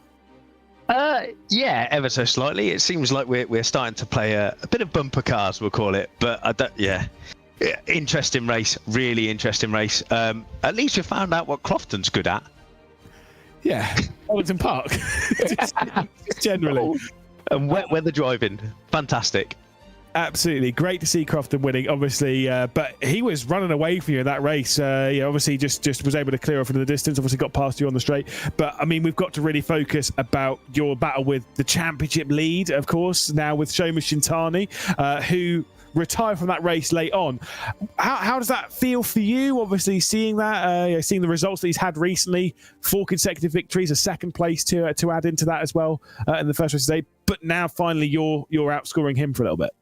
Yeah, I mean, it's been a tough couple of weeks. I'll be honest. It's you can put so much time into practice, but you're racing side by side for almost most of the laps. But yeah, it's not the way that you want to see it. He did really well in race number 1. I thought the move at the last hairpin was extremely daring. Stick. I'm just not going to go for it. I feel that I'm pretty patient, and now it's starting to work for me a little bit. Is that going to change in the season finale? Are you going to stick to where you're at, to what you've been doing, to what's been working for you so far? Yeah, I mean, I always play the championship game and stuff like this because it's you only have to look at sort of last year. You've always got to be up there. You've always got to be in the mix. Somehow I managed to get qualifying under my belt this week, which I had a round of applause for myself. But yeah, it's just going into the last round. It's obviously. Of course, it's still all to play for. I've got to keep my nose clean, and the guys round me, they're all insanely quick. There's 5 of us every week. One mistake, one slowdown, and it's a completely different ball game. There's only going to be a handful of points between yourself and Shoma in the season finale, which will obviously be in 1 week's time. Mark, I'm sure we'll be chatting with you around then. Best of luck, and we'll see you in a week. Wonderful. Cheers, Lewis. Thanks, Ham. There we go. Mark Fletcher onto the podium again. Final driver onto the podium. And this time, of course, it is Harvey Jones. After the dramas of race 1, back to it, and now onto the podium again. Fantastic stuff. I've got to have at least, calmed you down a little bit. I mean, it looked like a lot of fun out there, if very, very difficult. Yeah, it was terrifying. I hadn't tested in the wet before this. This was my first laps in the wet. I had Dana Moore in my ears telling me what's going to work, what's not going to work, and what's going to avoid. And I think that really got me through this race because a lot of time I couldn't see a thing, and it was just yeah, hold on and trust his word. Cam actually pointed that out at one point. We were riding on board with you behind the top 3 and you couldn't see anything. Like, how hard is that to even think about making moves when you can literally, you can't even see the track in front of you? Yeah, I think it's more just kind of react what happens ahead instead of just going for a move. I think you're more likely to make a move from someone overcommitting or hitting a puddle than trying to make a move and maybe shunting. So yeah, it's just kind of just react to what happens in front of you. Yeah, indeed. Now, let's talk race 1 very briefly, because obviously you had a little bit of drama in there going through coppers. You had a good recovery drive from that point on. I mean, what's the mentality like trying to reset after an incident like that? And you know, when you've been a little bit flustered after it, but you seem to reset quite well. So what's the trick there? Oh well, yeah, it was my own fault. I think I came to the realization of that quite fast. I should have just let that move go and waited. But at the time, I was annoyed with myself. I just dropped the shoulders and carried up. I realized that I can still make something happen with this, and got the head down. And you just have to make every point that you can, especially with Showman not finishing race 2. I think that recovery drive would definitely help any chance in beating him in the championship. We'll keep our fingers crossed for you in 1 week's time, Harvey. Great stuff, and nice to see you on the podium again. Thank you very much. And there we go. Our top 3, of course, from race 2 here in the Formula Forwards. Cam, brief summary. What an incredible round. Like you say, drama in the championship. Shomi Shintani out of that final race. Late on, after some drama, Mark Fletcher grabbing himself a podium. And a double victory for Crofton Woodhatch. Incredible scenes. Yeah, those 2 races had everything, and it sets us up so nicely for a championship fight coming down into a Brands Hatch. So I can't wait to see what that's going to be, because, of course, Crofton has got nothing to lose. Is he going to get a double victory and spice it up once more? Yeah, exactly. You can't miss anything, of course, here in the Formula Forwards, which will be back in 1 week's time. It's time, though, for us to have a little bit of a breather and focus on the British Formula 4 Esports Championship. The penultimate round will be coming up in just a few moments' time. Don't go anywhere. Need expert support for your sim racing setup? SimRig Support has you covered. With over 2,000 hours of experience, our team excels in diagnosing and resolving issues swiftly. Submit a ticket for remote help, send us your hardware with a prepaid label, or book an on-site visit. We handle all major brands, from wheel to PC problems. Trust SimRig Support to keep you racing.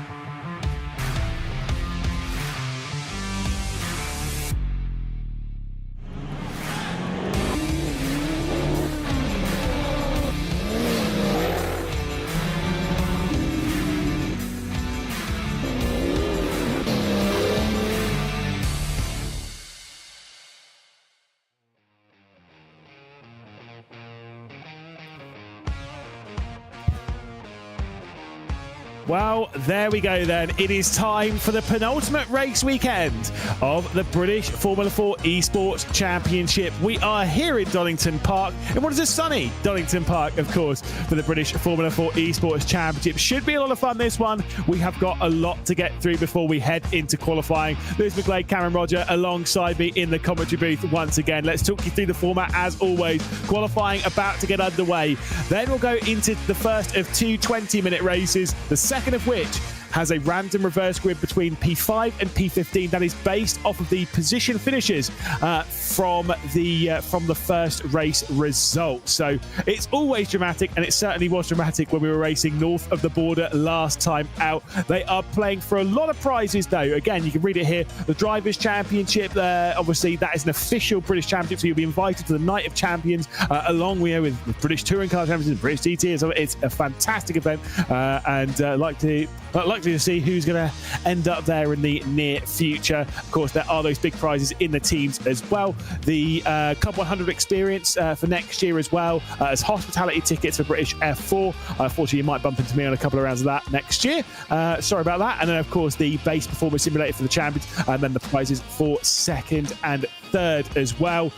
Plenty more to talk through, though, before we get into the racing action today. The calendar, where we've been, where we are going.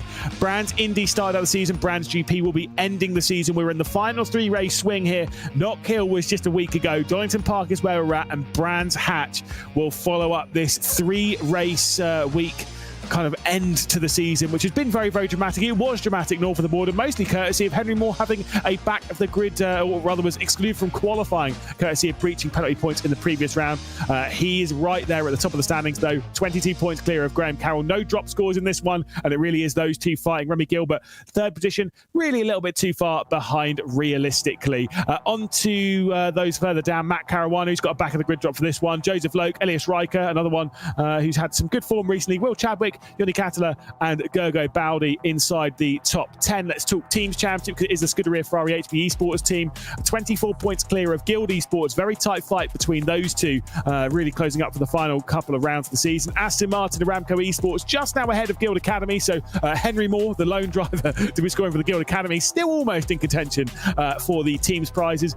He's plenty clear of the Mentor Racing driven by us, who Ronnie Smith, their driver for them, also has a back of the grid, or an exclusion rather, from qualifying this round. G2 Esports only 1 point behind them. BS Competition, Freem UK by Altitude with Williams, and then the Williams Academy, who are starting to turn things around on their 2024 program. So things are starting to look slightly better for them. But Cameron, Roger, we are in qualifying at the moment and already getting some of those first laps in.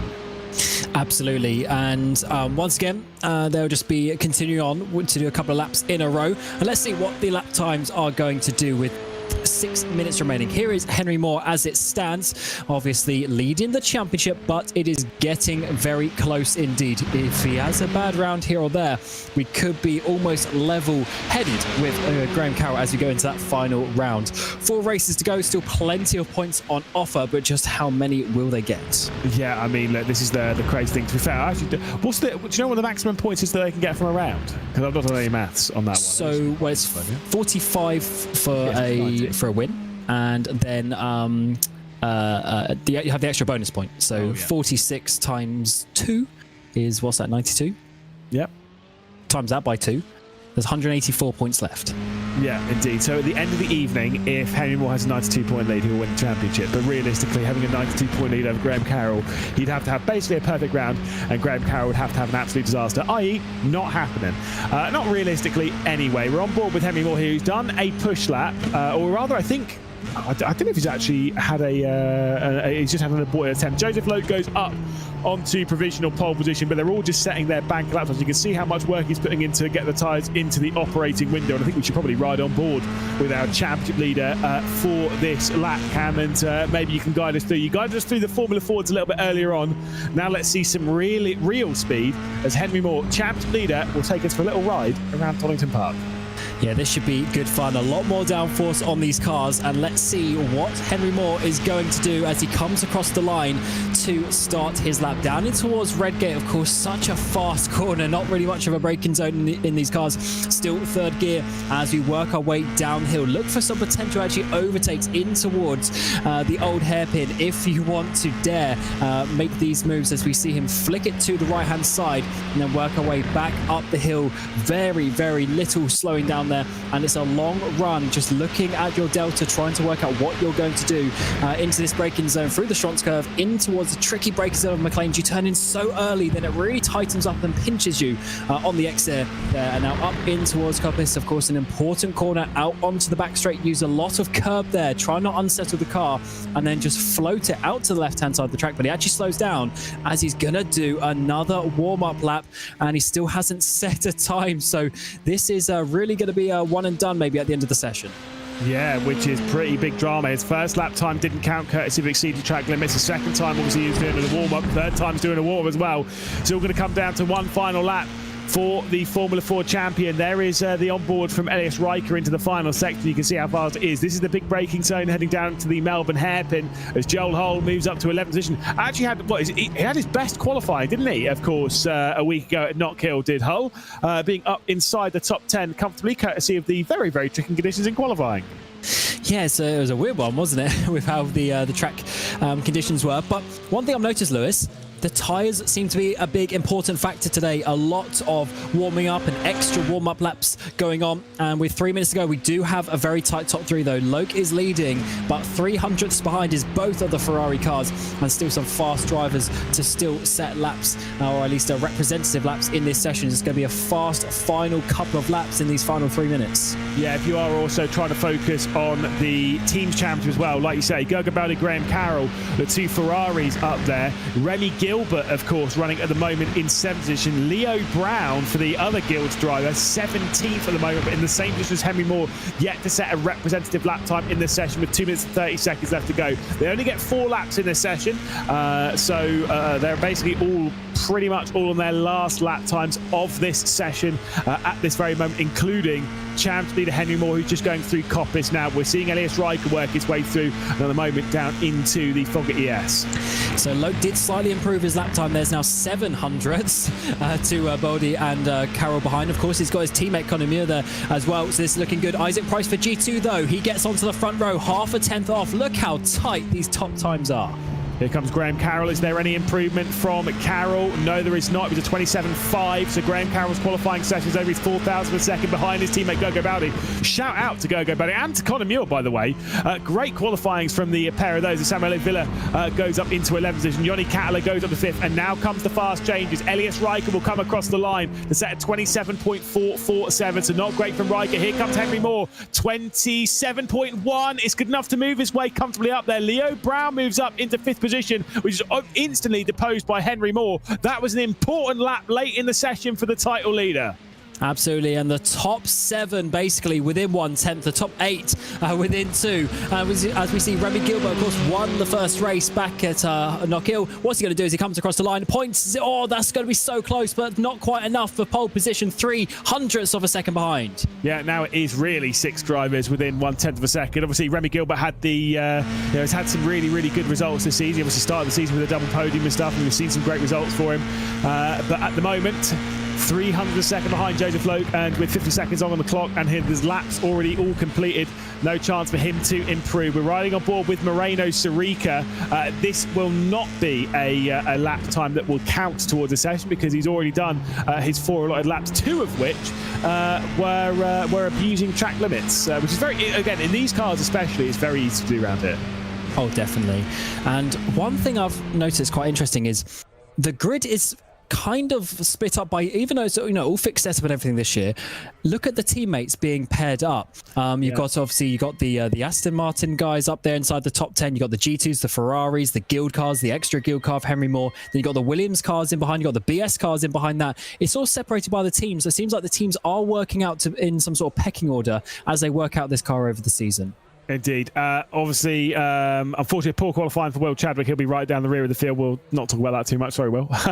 There are 4 drivers that haven't qualified. Pablo Espes, Matt Caruana, Giuseppe Lafaro, and Ronnie Smith. All 4 of those excluded from qualifying for breaching basically points limits and stuff from the last round when it comes to instance and stuff. So they will be starting from the rear of the field. Let's talk you through the field, though, as Joseph Loke will be starting from pole position. Great to see him up there. Remy Gilbert will be starting alongside on the front row for Guild Esports. Isaac Price in 3rd, with Gergo Baldi just ahead of his teammate by 4,000 of a second in 4th for the Scuderia Ferrari HD Sports. Then it's championship battle on row 3. Graham Carroll leads Henry Moore, the top 2 in the championship. Leo Brown in 7th position, improving late on in the session. Yoni Kattler down to 8th. Conor Muir, great qualifying from him in 9th position, with Moreno Sirica just inside the top 10. Beckon Jasir in 11th position, with Will Murdoch in 12th, as we'll drop our way down to Elias Riker, just 13th position. Villa in 14th. Joel Hull in 15th position. Kulik in 16th, with Serge Fitzpatrick and Olivia Hayward 17th and 18th for the Prismatic team. Of course, Serge Fitzpatrick had a fantastic round north of the border. Saturday will start from 19th position, with Will Chadwick down in 20th. Pablo Espes, the lone Williams Esports Academy driver here today, obviously not putting a time in that session. 21st, he'll start, with both Mentor Racing driven by us drivers, Matt Caruana and Ronnie Smith, starting either side of Giuseppe Lafaro. They're on the grid, though, for the first race of the evening. Cameron, Roger, you know what questions coming your way. Who's winning? Impossible to predict. Impossible to predict. But Loke on pole, if he keeps it in the lead, I think he'd be my shout. Who's outscoring who championship battle-wise, though? I think Ferrari will still get the most points in this race, but let's see how it goes. There's a lot of battling to be done, and it all depends if they can get ahead of Loke. Yes, indeed. So they're all lining their way up onto the grid for the first race of the evening here in the British F4 Esports Championship. And it's going to be very, very difficult. Of course, there is just 4 races left to go in 2024, and the title race is being turned up to 11. Joseph Loke, will be starting from pole position as we go racing here at Donington Park. We are underway for the 13th race of the season. Already disappearing Isaac Price, having a bit of a problem there on the inside. He pops back in division. Great start from Joseph Loke, leading Remy Gilbert down into the first corner. And Gergo Bowley's having to leave plenty of room for a car he doesn't even know that's there. Now he's got his teammate working to the inside of him as the Ferraris are going to go side by side through Hollywood, now down through the Craner curves, all blocking. To be fair, Henry Moore in the background. Isaac Price continuing to blink as they work onto the brakes and heading down to the old hairpin. There's a bit of a crash in the background, and there's a big crash there for Henry Moore. That's the championship leader, sent up in the air after contact with his title rival's teammate, and this drama has really been turned round. Henry Moore will be retiring from this race surely with that car. So Boldy effectively lets Carroll through the old hairpin, and then further contact by Henry Moore, and you can see that Moore is absolutely annoyed with that one. It's kind of typical and unfortunate that the teammates got involved with that one, and let's just see, of course, what's going to happen as we come down in towards the Foxy S's. In the background is now Leo Brown, who's trying to get some revenge. Almost further contact being made between those two. Yeah, Gergo Bowley was trying to be ultra defensive, but was outplayed by Leo Brown being aggressive, but now he's got a slowdown penalty, and Leo Brown's dropped right the way back through. Here comes the move to the inside. Yannick Catalan commits to it, and the Ferrari goes back up and underneath. So Gergo Bowley will retake 5th position, as already clearing off in the distance Graham Carroll goes, and Carroll will be well aware as to that drama for Henry Moore, and so he'll be sat there. And to be fair, with Isaac Price's connection issues, I think he might sit a little bit further off the back of it and go, do you know what, I'm 4th position, I'm well outscoring him right now, thank you very much. So this is some big plays in terms of how the points work. If Graham Carroll stays in 4th place, that is 30 points. And of course, being 22 behind, that is obviously going to flip-flop in his favour. But then, of course, we have race 2 coming up. So big swing in the championship. Let's have a look. So it goes up the inside. Oh, I want to see it from the other angle, because does he slide wide into Baldy's line as well? It's really hard to see. I see it from up above, so you'll see the Ferrari out wide. It's not an easy one. I don't think he slides wide into Gergo Bowley. I think they're 2 lines, basically just meet. Oh, was that a bit of a bad rejoin for Moore, though? Yeah, I think it might be. They might be looking into that one. Imagine coming into the final race with a back of the grid penalty. We'll have to see what the stewards decide on all of that as Leo Brown is coming back in. He's side by side with Catalan. He's actually got a bit of the slipstream, although Boldy stops that one. And actually no defence there for Catalan. So Leo Brown is back up there.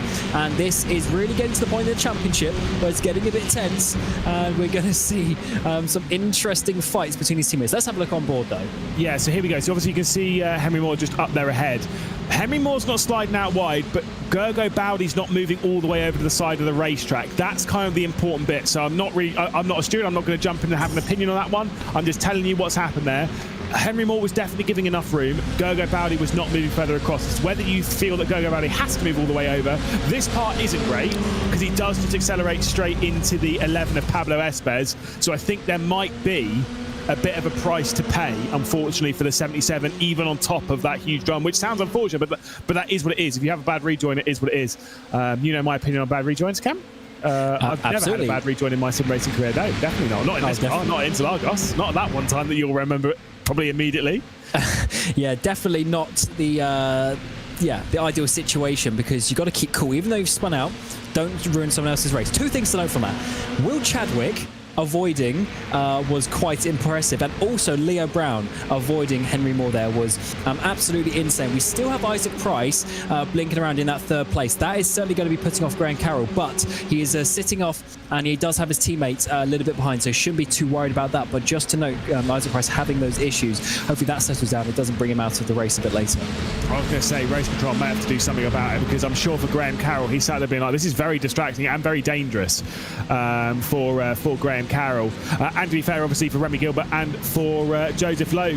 Talking of Remy Gilbert's teammate, though, it's Leo Brown in the battle with, of course, Gergo Bowley. Remember, this is the battle for the Constructors' Champion, for the Teams Champion. It's not Constructors, they're not constructing anything. They're just driving, they're just teams. This is the battle for the Teams Champion. With 24 points, Ferrari had a lead over Guild. And I think that weaving there from Graham Carroll is almost like it's a communication to race control. Do something about Isaac Price, because this is becoming a bit of a joke. Oh, absolutely. And the issue of him now is that's going to be in the back of his head, isn't he? He's going to be thinking about that, which is not too ideal. As we get Leo Brown come onto the back. That's a good shout there from race control. Bit of a shame from the G2 car, because G2 are looking good, 2 cars up inside the top 7 at that time, but unfortunately they are losing one of their drivers in this race. So that puts Baldy up into 4th, and Leo Brown is trying to get past him here. Baldy is looking a little bit slower in this race than maybe he would have wanted. So Brown is all over the back of him and needs to try and find a clean way through. I'm sure Graham Carroll will be a little bit frustrated, though, still with the fact that he's lost 2 seconds to that group, courtesy of having to give that car a little bit of space. But as you can see on the right-hand side, he might be a little bit happier to know that he's taken over the championship lead if he finishes where he is. He'll be leading the championship by 12 points at the moment. The 21 there of Graham Carroll, the 77 of Henry Moore. Leo Brown, though, going on the attack at the moment to take over 4th position from Gergo Bowdy as the top 2 continue to remain very, very close. Joseph Loke, Remy Gilbert. I think Remy Gilbert's trying to hold position at the moment in the 2nd position at the moment, just to try and make sure that Graham Carroll doesn't rejoin that fight. Meanwhile, Gergo Bowdy and Leo Brown very tight on the fight for 4th. Yeah, this is changing very quickly, because also with how the point structure is, yeah, definitely quite a big jump with the places up towards the front. There's a big dive there to the inside for Leo Brown. Tries to get the move in towards Redgate. Can't quite make it through as the clouds come over. It gets very dark out on the track. Temperature's cooling down, but it's heating up here for 5th place. Yeah, just want to note, by the way, so as much as I said he was removed, to clarify, as you were kind of saying there, good move from race control. It is unfortunate, but Isaac Price removed from the race for the connection issues. I'm sure race control, like they were messaging G2 and Isaac, trying to remain in communication, try and be like, look, can you try and fix this? Can you try and fix this? He's not been able to fix it within the required time, and thus has been removed from the race. Big slide there, and a big moment as Gergo Bowdy's going to go out wide. It's going to cost him a couple of positions, because straight through comes Johnny Cattler and Will Murdoch. Murdoch to the inside line, goes from 12 now up into 5th position in the opening 6.5 minutes of this first race of the evening. So great drive thus far from the BS competition driver. Yeah, but for Leo Brown, definitely sent up the inside of McLean's there. Bowdy sent out wide and has now lost 3 places in that move. He still looks fairly calm at this point, though, but that is important for the championship, because now Guild will be getting more points than Ferrari at this point of the race if they finish like this. So definitely it's tense moments, and that is why they're fighting so hard. And just to reiterate, it's 24 points between Ferrari and Guild Esports in the teams. Yeah, like I say, it's all very, very exciting stuff. I mean, we were saying this a lot about the British F4 Esports Championship time and time again, how there's always a wrench to throw into the mix. And with this retirement, unfortunately for Henry Walls, it's very sad for him. It's really blown this championship wide open. There's confirmation of the team standings, closing down to just 9 points with 3 races left to go. Oh, Cam, we're going to have an absolutely crazy finale in a week's time if this keeps up.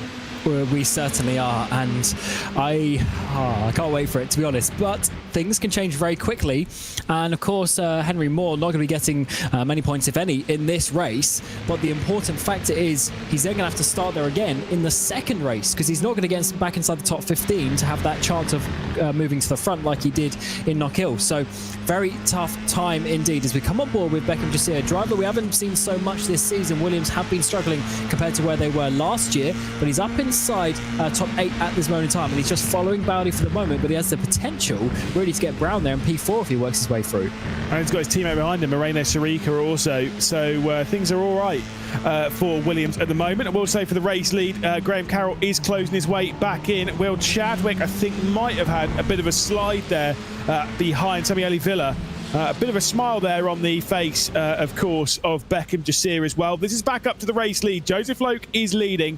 We are approaching the halfway point of the race, and I'm sure one thing that will be a talking point for this round, tyre conservation. I think there will be a bit of tyre wear around here. It's relatively middling when it comes to the tyre wear. With the speed, it can be a little bit quick around here. Weather-wise, at the moment, the track temperature is 25 degrees Celsius, so it's pretty decent, but it will wear the tyres out for the second half of the race if you're not paying attention. Yeah, we have seen obviously drivers wiggling around a bit. I think the thing is we have such long corners here. They're fairly medium speed as well. So you've really got to have that trust on the rear end as they both go just a little bit wide there through McLaren's.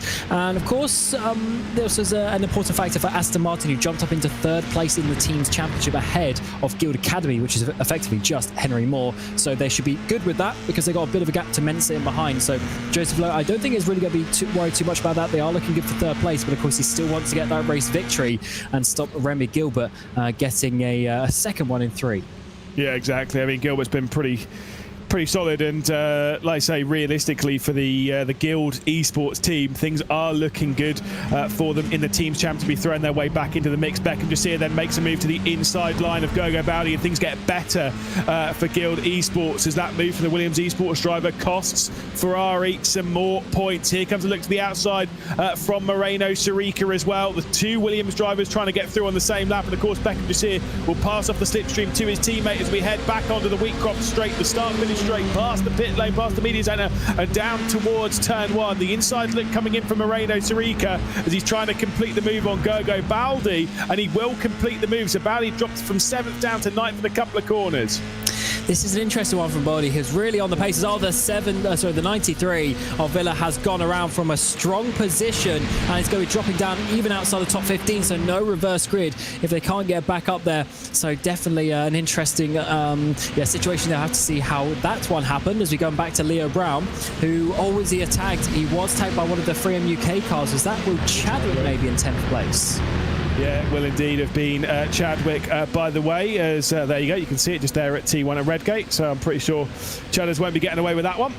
I do believe, by the way, the fastest lap has been set in the hands of Graham Carroll on the previous lap, because he's got up to 400 points rather than 399. So the gap goes out to 23 points in the championship lead, and he's closing his way up, importantly, on the top 2. We look back, though, at the fight for Leo Brown, Will Murdoch, Johnny Cattler, Beckham Jasir, Moreno Sirica, and Gergo Baldi, all fighting 4th through 9th. Yeah, what a swing in the points.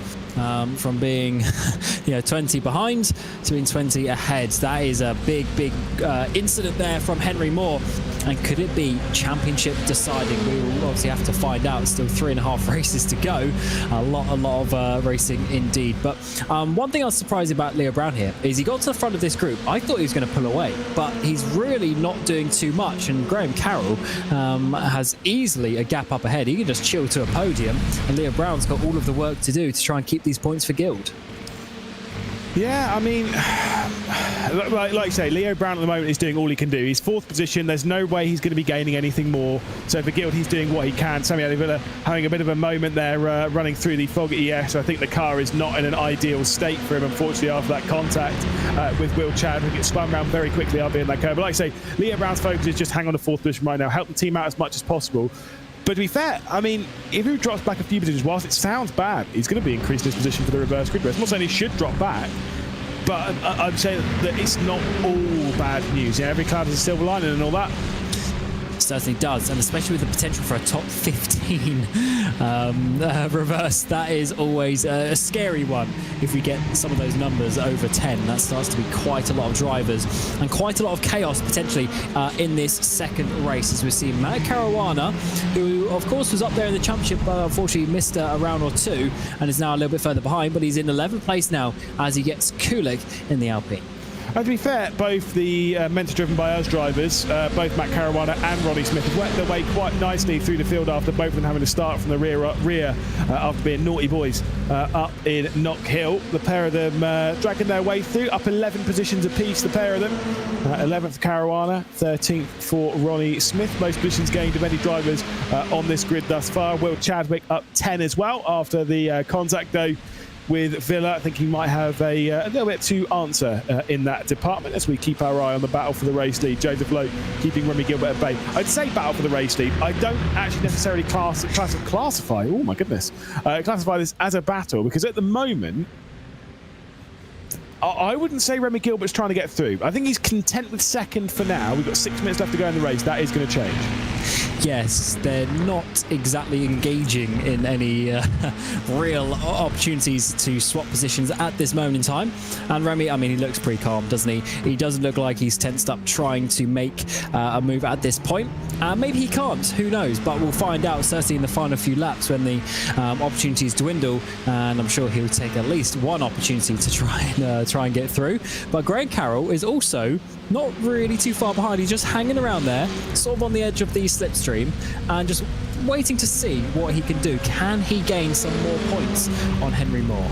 I mean, look, if this is the kind of thing that Remy Gilbert's got to be really thinking about now. Thinking of the amount of things that will be going on in not only his head, but of course, those engineering, the Seb Hawkins team manager. What do you do in this scenario? Do you attack Joseph Loke, right, and try and gain the extra points in the championship for the team's championship?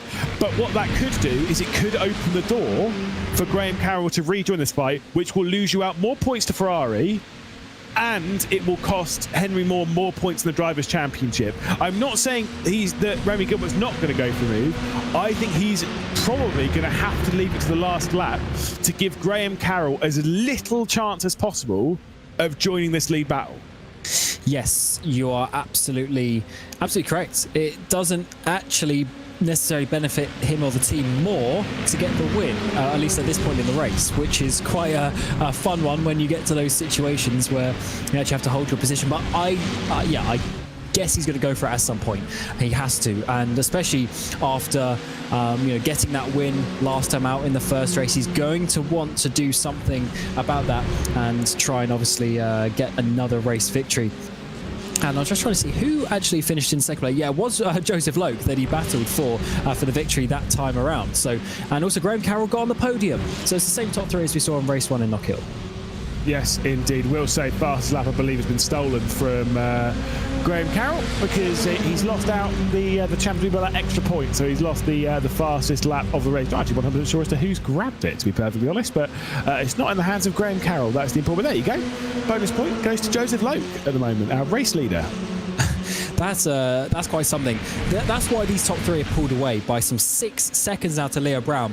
They are just the pace of the field, and they really are showing it. It was so close in qualifying, but it hasn't quite translated to the race, and maybe Brown is being a little bit of a bottleneck. Maybe the likes of Murdoch, who actually is having a really good race up in their P5, isn't he? P4 potential. Maybe they would have had a little bit more space. Catalyst sitting in behind, they're really struggling to get through. But talking of struggling is Leo Brown. We saw that big snap he had half a lap ago. Is this going to finally open up the door to Will Murdoch? Yeah, potentially. Murdoch might be able to find his way through. He's closing up. He's 0.2 of a second behind as we head into the fog at ES. If he doesn't commit to anything, Yanni Cattler might find his way through as we work our way down into the Melbourne airport. But it could be a little bit deep there from Leo Brown. It could have opened up the opportunity, but once again, just not there. The average speed a little bit too high in the Formula 4s, for the Formula 4s and the British Formula 4s, rather, to get on after it at the moment. I'll tell you, though, in race 2, especially if we have a big number 10 and above, the race is going to be absolute chaos. I mean, it already was with a normal grid, so yeah, you're right. It's going to be quite something, and I can't really wait for that. But we, of course, we see how this race is going to finish and what positions they are going to be in. Will Murdoch is getting so close now. He's definitely being held up by Leo Brown, but he needs to find a way through. It's such a high-speed circuit. Just a few opportunities. Is Leo Brown going to make another mistake that might open up the door, open up an opportunity as Ronnie Smith comes down pit road from 14th place after having a strong run in the opening half of this race. Yeah, he's been having a decent race, but unfortunately for Ronnie Smith, I say it's basically come to an end in that one. And so he'll be dropping right the way down the order, which will obviously hurt his second race as well, because they're just where he's starting in the second one. Look at that, though, on the right-hand side of your screen. After 13 races of action, if everything finishes as it is, just 6 points separate the top 2 in the team's championship, heading into the final 3 races of the season. Going to be absolutely incredible. A thrilling fight, I am sure. Gogo Bowley could gain a few positions here, and it would be important points for the team. Graham Carroll, though, could be gaining a few points. which would be important not only for the team, but also for his Drivers' Championship as well. Less than 1 second separating the top three as we get ready to start the final lap of the race. Down to the final corner, they're all going to go. Joseph Loke continues to lead. Remy Gilbert and Graham Carroll in there. You saw the battle between Leo Brown, Will Murdoch, Yannick Cattler, Moreno, Sarika, Beckham, Jasir, and Gogo Baldi. White flags in the air. Is there going to be a move for the race lead now? Joseph Loke takes the defensive line into red gate, and Remy Gilbert's going to commit to a move. We said he was going to leave until the last lap of the race, and he is trying to attack now as the bonus point has gone back to Graham Carroll, but it's been robbed by Moreno Sarika. Yeah, some pace coming for the Williams team. That is what we like to see. 45 seconds to go in this race. Where is Gilbert going to find his way through? They haven't gone side by side at all in this race, so they don't have a vibe of where they can really work it, where they're going to break later. Remy Gilbert's got to be one and done in this final lap as the seconds count down. The opportunities do as well. Carroll's not really a threat in behind. It is a 1v1 with just a couple of braking zones to go. Yeah, exactly. I think Remy Gilbert's played his cards really, really well here because he can go for the race victory without really bringing Graham Carroll in, who's been pushing as hard as he possibly can to drag down that deficit that was created after obviously having Isaac Price between them, causing the connection, which is what dropped Graham Carroll off of the battle for the victory. At the moment, though, he's throwing everything at this. Big, deep through the fog ES from Joseph Loke. Remy Gilbert's close. Could he go for it? Around the outside it's going to have to be. This might open up the door to the inside of the final corner. Loke's covered that one off though, so where it's going to be, it's going to have to be a big send. There's going to have to be an almighty send, and I can see behind all this Graham Carroll's keeping a watching eye. There comes the big move to the inside from Remy Gilbert as he fires it down. There's corner between them, and coming through all of that is going to be Graham Carroll, who's opened the door. He's picked the lock. He's taken the championship lead, and Graham Carroll will cross the line as the race winner here at Donington. And look at what that means to him. Remy Gilbert, far too aggressive into the final corner, opens the door with Joseph Loke. We might have fisticuffs in the interview booth there, Cam. And that was not what Guild Esports wanted. Not only do they lose more points because he obviously didn't get the win from that, but now there's even more points towards Ferrari and the teams and away from Henry Moore. So that was a bad move, both from the drivers and teams' perspective. Let's see, there's a huge flick to the left-hand side. I mean, he always goes 45 degrees. Joseph Loke doesn't quite leave enough space either, so I'm not sure how that's going to be seen. But either way, in the end, it really cost Gilbert and his team. I mean, I will say the audacity to even try that from Remy Gilbert, I actually respect wholeheartedly. That was absolutely wild. To give that one a go. There you go. You can see how aggressive it is. But from Graham Carroll's point of view, that is as predictable as it gets. And Graham Carroll sees it brilliantly and come through to take his first victory since Brands Indy at the start of this season. Absolutely wild, Cam. Yeah, I'll tell you what, on second view, actually, I do give some credit to Remy. I was being a little bit negative when I first saw it, but he timed that to perfection. The millisecond that Loke came back to the right-hand side of the track is also the millisecond that he sent it to the inside. So perfect opportunity, perfect timing. And in the end, I guess he still ends up in second place. So, yeah, fair's fair.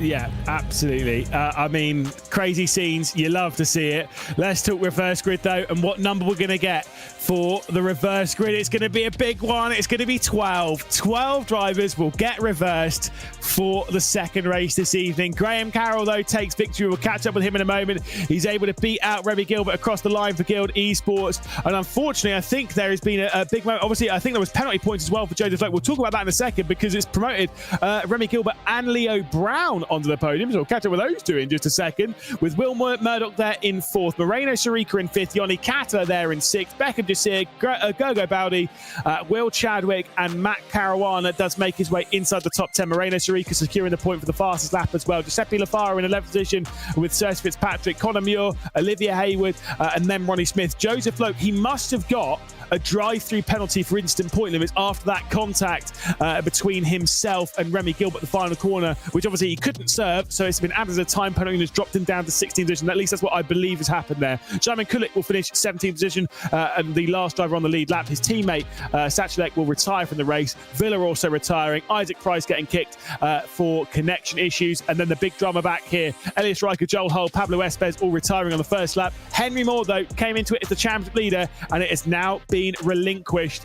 It's been relinquished, though, to this driver here. Let's talk to Graham Carroll, our new championship leader in the British F4 Esports Championship. But not only that, winning the race at the final corner through just watching absolute chaos ahead of you. I mean, you looked pumped crossing the line. It was a really disappointment from quali, right?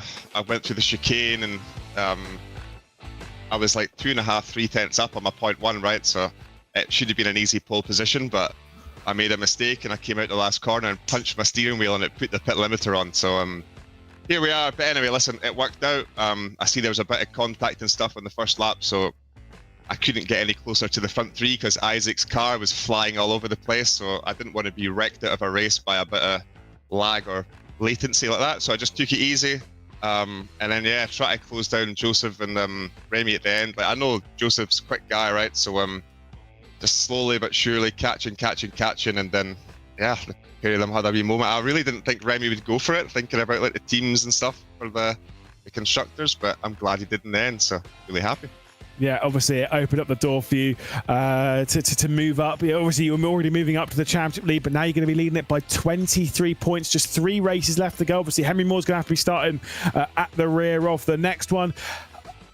I'm assuming still you're going to be focusing on where he is in the next race and how he's moving through to kind of like judge as to how much risk, or are you just kind of going to shut that off and focus on you? I'm just going to race him a race all the time, right? I go out there to try and finish every single race, and now that I'm championship leader, I need to finish, right? So if I maybe need to let a car here or there go, I will, but I've been doing that all season to finish anyway, so the main thing is to finish, and this is what I've been waiting for all season, so I'm going to take my chance on hopefully hold on to this lead. Yeah, indeed. There's not long left to go this season. It's great to see you winning a race. I mean, talk to us about that winning feeling very quickly before we let you have a breather before race 2. It's been a while since we've seen you winning here in the British F4 Esports Championship, obviously in the second race of the season, but back to winning form. Is this going to open the floodgates? Well, I think after Silverstone was quite a disappointing race. Like up until there, I think I was on sort of 4 podiums in a row. That was quite rough. Now two not kill podiums. I win here. It's what I want to be doing, right? It's podiums, winning. But like to get a win after the two of them take each other out like that when I didn't expect it, it's just such a good feeling, and into the championship lead. So awesome moment, and hopefully many more to come. Well, Graham, good luck. You'll be starting the next race from 12th position after 12th been drawn in the reverse grid. Best of luck in that one. Keep your fingers crossed. Thank you very much. Cheers. Thank you. There we go. Graham Carroll on top here at Donington Park. Fantastic to see. Lovely stuff. Let's catch up, though, with one of the drivers that he was trying to catch up with in that race. It's Remy Gilbert, who was able to come through. He was running in second position all the way through. Last corner, went for a big send on Joseph Loke. Didn't lock up, got it down there, but obviously there was contact between the pair of you. What's your view on that incident? Well, I saw the space and I went for it. I felt like I was fully alongside going into the corner, and yeah, I guess I'm entitled to the space. I mean, he turns in, there's a little bit of net code, so yeah, I just have to see how it turns out, I guess, but I tried. Exactly, you did try. I mean, it's tough racing out there. It's quite hard to find an opportunity around Donington Park at the best of time. But obviously, you were behind Joseph basically all the way through the race. Was most of that about just being patient all the way through? Because slipstream's quite decent around here, right? Yeah, well, the last thing I wanted to do was let Graham catch up, but just because of the team's championship and stuff. But I'm guessing we maybe gained some points on them, but yeah, still another race to go, so we've got to keep our heads up. I believe it's 15 points between you and Ferrari in the team's championship. Is that your main focus here, or are you kind of focused on also trying to help out? It is indeed 15 points, by the way, that you're behind Ferrari. Is that the main focus, though, or are you kind of also trying to help Henry with the Henry and Graham battle in the Drivers' Championship, or is that kind of just a secondary thing? It's mostly focused on the teams. I mean, there's only really so much I can do to help Henry. I think probably the main focus is just to try and get the team's championship done. Just, consistent results for me and Leo, and then, helping Henry is a sort of secondary thing. Perfect. Well, Remy, thank you so much. Congratulations on a podium. Wasn't quite a victory like we had at Knockout, but still looking good. Yeah, thank you very much. And there we go. Not the only Guild esports driver there that we'll be catching up with.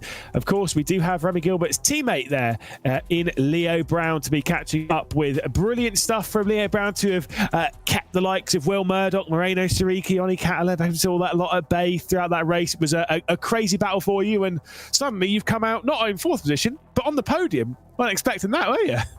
Yeah, I didn't know until about 2 minutes ago, to be honest, until I frantically checked the result. But no, it was okay. Obviously, the toe was broken in front of me, so I was in no man's land pretty much the whole race. So I was happy with my pace in clean air. I was able to keep everyone behind and didn't really have to defend. So yeah, hopefully looking good for race 2. Yeah, now obviously the reverse grid number is 12, so you'll be starting from 10th position, which is, you know, it's not ideal, but with how the battling's happening this, you've obviously had your fair share of battling already in that race. Are you confident in being able to move your way through the field? Yeah, for sure. I think I started 9th last week at Knockhill in the reverse and ended up on the podium again, so hopefully more of the same. Do you quite like Donington Park? Is it a circuit that kind of works well for you? Obviously, grabbing a podium round here is a good flow round here, or is it not one that you're thrilled to race at? Yeah, it's just I'm sort of content with it. To be honest, I haven't done a whole lot regarding other championships here, so I had to do a bit more prep for this one. But no, nevertheless, I'm very happy with the podium. I'm very happy with my pace. So yeah, it might be a bit higher at my pecking order now. We'll keep our fingers crossed for you. 15 points at the moment behind Ferrari. See what's going to happen in race 2 this evening. Yeah, thank you. And there we go, Leo Brown there. Obviously onto the podium, and Cam, very last minute. I mean, absolutely crazy. Lovely to see though. Yeah, that was quite something. And not only to add to the drama with the crash, but then the time penalty for Joseph Loke as well. That's such a big shame. I mean, he led the race. He was comfortable. He had it all sorted. And then just in literally the final 3 corners, really, he made a little bit of a mistake into the Foxy S's, which is really what gave Remy that opportunity down in towards the hairpin. So it's a big shame for him. But at the end of the day, he also was very harsh on his defense into that final corner. So he did really, push Remy to the inside.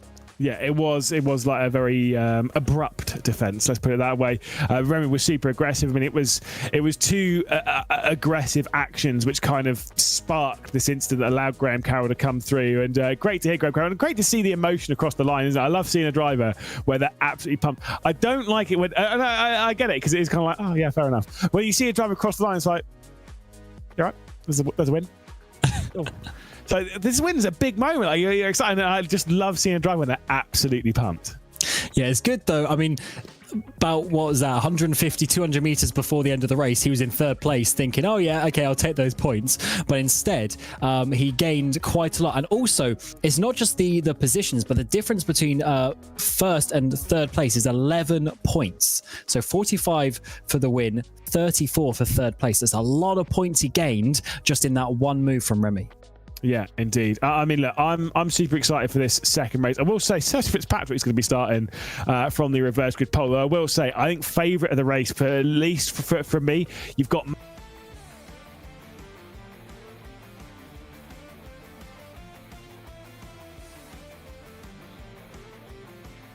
do something if he's able to basically just get straight back into that race lead and into that fight at the top. Yeah, indeed. Now, if you did lose us for a second there, we are back in action. Hopefully you can all hear us and we're all good to go. We've just been waffling on just in case at the moment, and getting ourselves ready for what will be the 3rd to last race of the season, race 14 of the 2024 season of the British F4 Esports Championship. We're coming up in just a moment's time. We've got a couple of minutes left to go, a minute and a bit left to go of this practice session. As you can see, it's lovely dry conditions, Cam, which after the dramas weather-wise of Knockhill, I think some of the drivers will be relieved to know it's dry for the second race. That doesn't mean there's not going to be any carnage and chaos though, but for sure that lowers the chances of that. So this is, of course, the reverse grid race. The order gets shuffled up a bit. You have some faster drivers in the mid-pack pushing towards the front. It often causes a bit of a bottleneck in the first couple of laps until they can find their way through. It's going to be a very tricky first lap here in this session. I do believe we're going to see another interesting incident today that has another swing in this championship. I don't think it's going to be a normal plain and sailing race. The swings aren't done. Cameron Roger, 2024. I mean, potentially, Henry Moore's obviously going to be starting from a very dangerous position in this race, but then Graham Carroll's starting from 12th. That is right in the mid-pack. That is super awkward heading down the hill into the old hairpin. So it's not exactly plain sailing for the Scotsman as well. So, something like that could really open up the championship. Indeed, and it all just depends what people do in front of you. If someone makes a mistake, you just got to react, and you saw what happened with Henry Moore when he went spinning. A couple of other cars were involved in that, and if you're just wrong place, wrong time, unfortunately that's how it goes sometimes, and that is a little bit of the luck of the draw, I guess, with the reverse grid number, because if it was 5, it'd be a much easier task. But with being 12, Carroll's got to also make sure that he obviously eventually stays ahead of Henry Moore, but he needs to try and avoid, where possible, getting in some silly incidents. I think survival is the key part, and I think Graham Carroll played it well in his interview. I'm just going to run this race as I normally run a race and not think about anything like that, because if you do, that's where you get in trouble. I think that is the right mentality to deal with. They're all getting themselves ready, and I'll quickly run ourselves through the grid, because of course it will be Sergio Fitzpatrick starting this one from the reverse grid pole position. Giuseppe Lafaro starting from second with Matt Caruana and Will Chadwick. Gogo Bowley and Beckham Jasir in 6th position at the moment. 7th position will be Yanni Cattler, and Moreno Sirica will be starting alongside on the 4th row of the grid. Then we'll have Will Murdoch and Leo Brown. 11th and 12th will be Remy Gilbert and Graham Carroll after the switch on the final lap in the previous race. 13th position will be Connor Muir, dropping back down the order, unfortunately, with Olivia Hayward in 14th position. Ronnie Smith will be starting from 15th, with Joseph Loke dropping back 16th position. Then it'll be Simon Kulik and Peter Stachlek starting from 18th spot. The final 3 rows of the grid will see the likes of Samuele Villa, Isaac Price, Henry Moore, the driver who was leading the championship coming into this, Elias Riker, Joel Hull and Pablo Espes starting from the rear of the field. The green flag's about to be waved and the race is about to get underway. The penultimate reverse grid race of 2024 is go, and already Will Chadwick trying to cover off Gogo Bowley, making a little bit of contact with the Hungarian on the race down to the first corner. Straight around the outside goes Giuseppe Lafaro, trying to get past Sergio Fitzpatrick. There's contact between those two, and here comes through Matt Caruana, dragging Will Chadwick with him as they head their way through Hollywood. And then now down the Craner curves, it's Matt Caruana leading from Will Chadwick, then from Sergio Fitzpatrick, who's going side by side with the Ferrari of Gogo Bowley. He's going to squeeze his way through. Gogo Bowley then up to 4th position, and already plenty of moves behind, but no major drama at the moment, Cam. Yeah, I was just trying to look further back. Is there going to be any crashes into the old hairpin? Not this time around. It looks like we're all good up towards McLean's, and we are seeing a little bit further back. Of course, the likes of Graham Carroll, he's stayed in that 12th place. Joseph Loke is up into 14th after making a move or two. Actually, I say that though, Sirica might be coming back at him as he comes through Coppice, and this is a couple of the drivers to look out for, who of course was so fast, but just had some unfortunate incidents towards the end of that first race. Down towards the chicane though, side by side we go, and it's going to be Loke on the inside line. Sirica has to back out. Yeah, Graham Carroll's lost out to Connor Muir, the Aston Martin driver at the moment, working his way through, but I think he's going to try and make a move with the Ferrari. There goes Sergio Fitzpatrick, too deep though into the hairpin. Going to rejoin here as you've got Will Murdoch working his way past Remy Gilbert, also Leo Brown, also for the Guild Esports team. And there's big contact with Henry Moore, and I think that might have been Villa. Villa's been sent straight into the barrier. I think it was rear wheel to rear wheel contact there off the hairpin. Oh my word, that was a heavy hit as we've seen Fitzpatrick side by side with Brown down towards Redgate, and of course look who's in behind. Graham Carroll's watching on. Is there going to be opportunity to dive up the inside and follow through? I don't think so. There's a bit of contact actually. Carroll's going to have to go wide to avoid that one, and he's now going to have to go down the hill side by side. This is going to be tricky. Fitzpatrick on the right hand side of the track. Graham Carroll's going to be on the outside of the old hairpin. How ballsy does he want to be? It looks like he does so. He's going to try and follow through Leo Brown, and that is a big move up into 10th place. That's huge for Graham Carroll. Ronnie Smith coming through as well, side by side between Sergio Fitzpatrick and Connor Muir as well, as we head now into the Schwantz curve and flick it through the right hand at McLean's. Will say you can see behind all this you've got Henry Moore right at the rear end of this little train, and he's got some damage on his front wing. Big send to the inside from Moreno Sirica to get past Muir to the 69, getting past the 64, heading through Coppice. At the moment though, it still is Matt Caruana leading by 1/4 of a second. Will Chadwick in 2nd place, Gogo Bowley in 3rd, Beckham Jasir at the moment hanging on to 4th just with Giuseppe Lafaro and Yanni Cattler. Then Will Murdoch, Remy Gilbert, Leo Brown, Graham Carroll, and a big moment as well though, skipping across the chicane.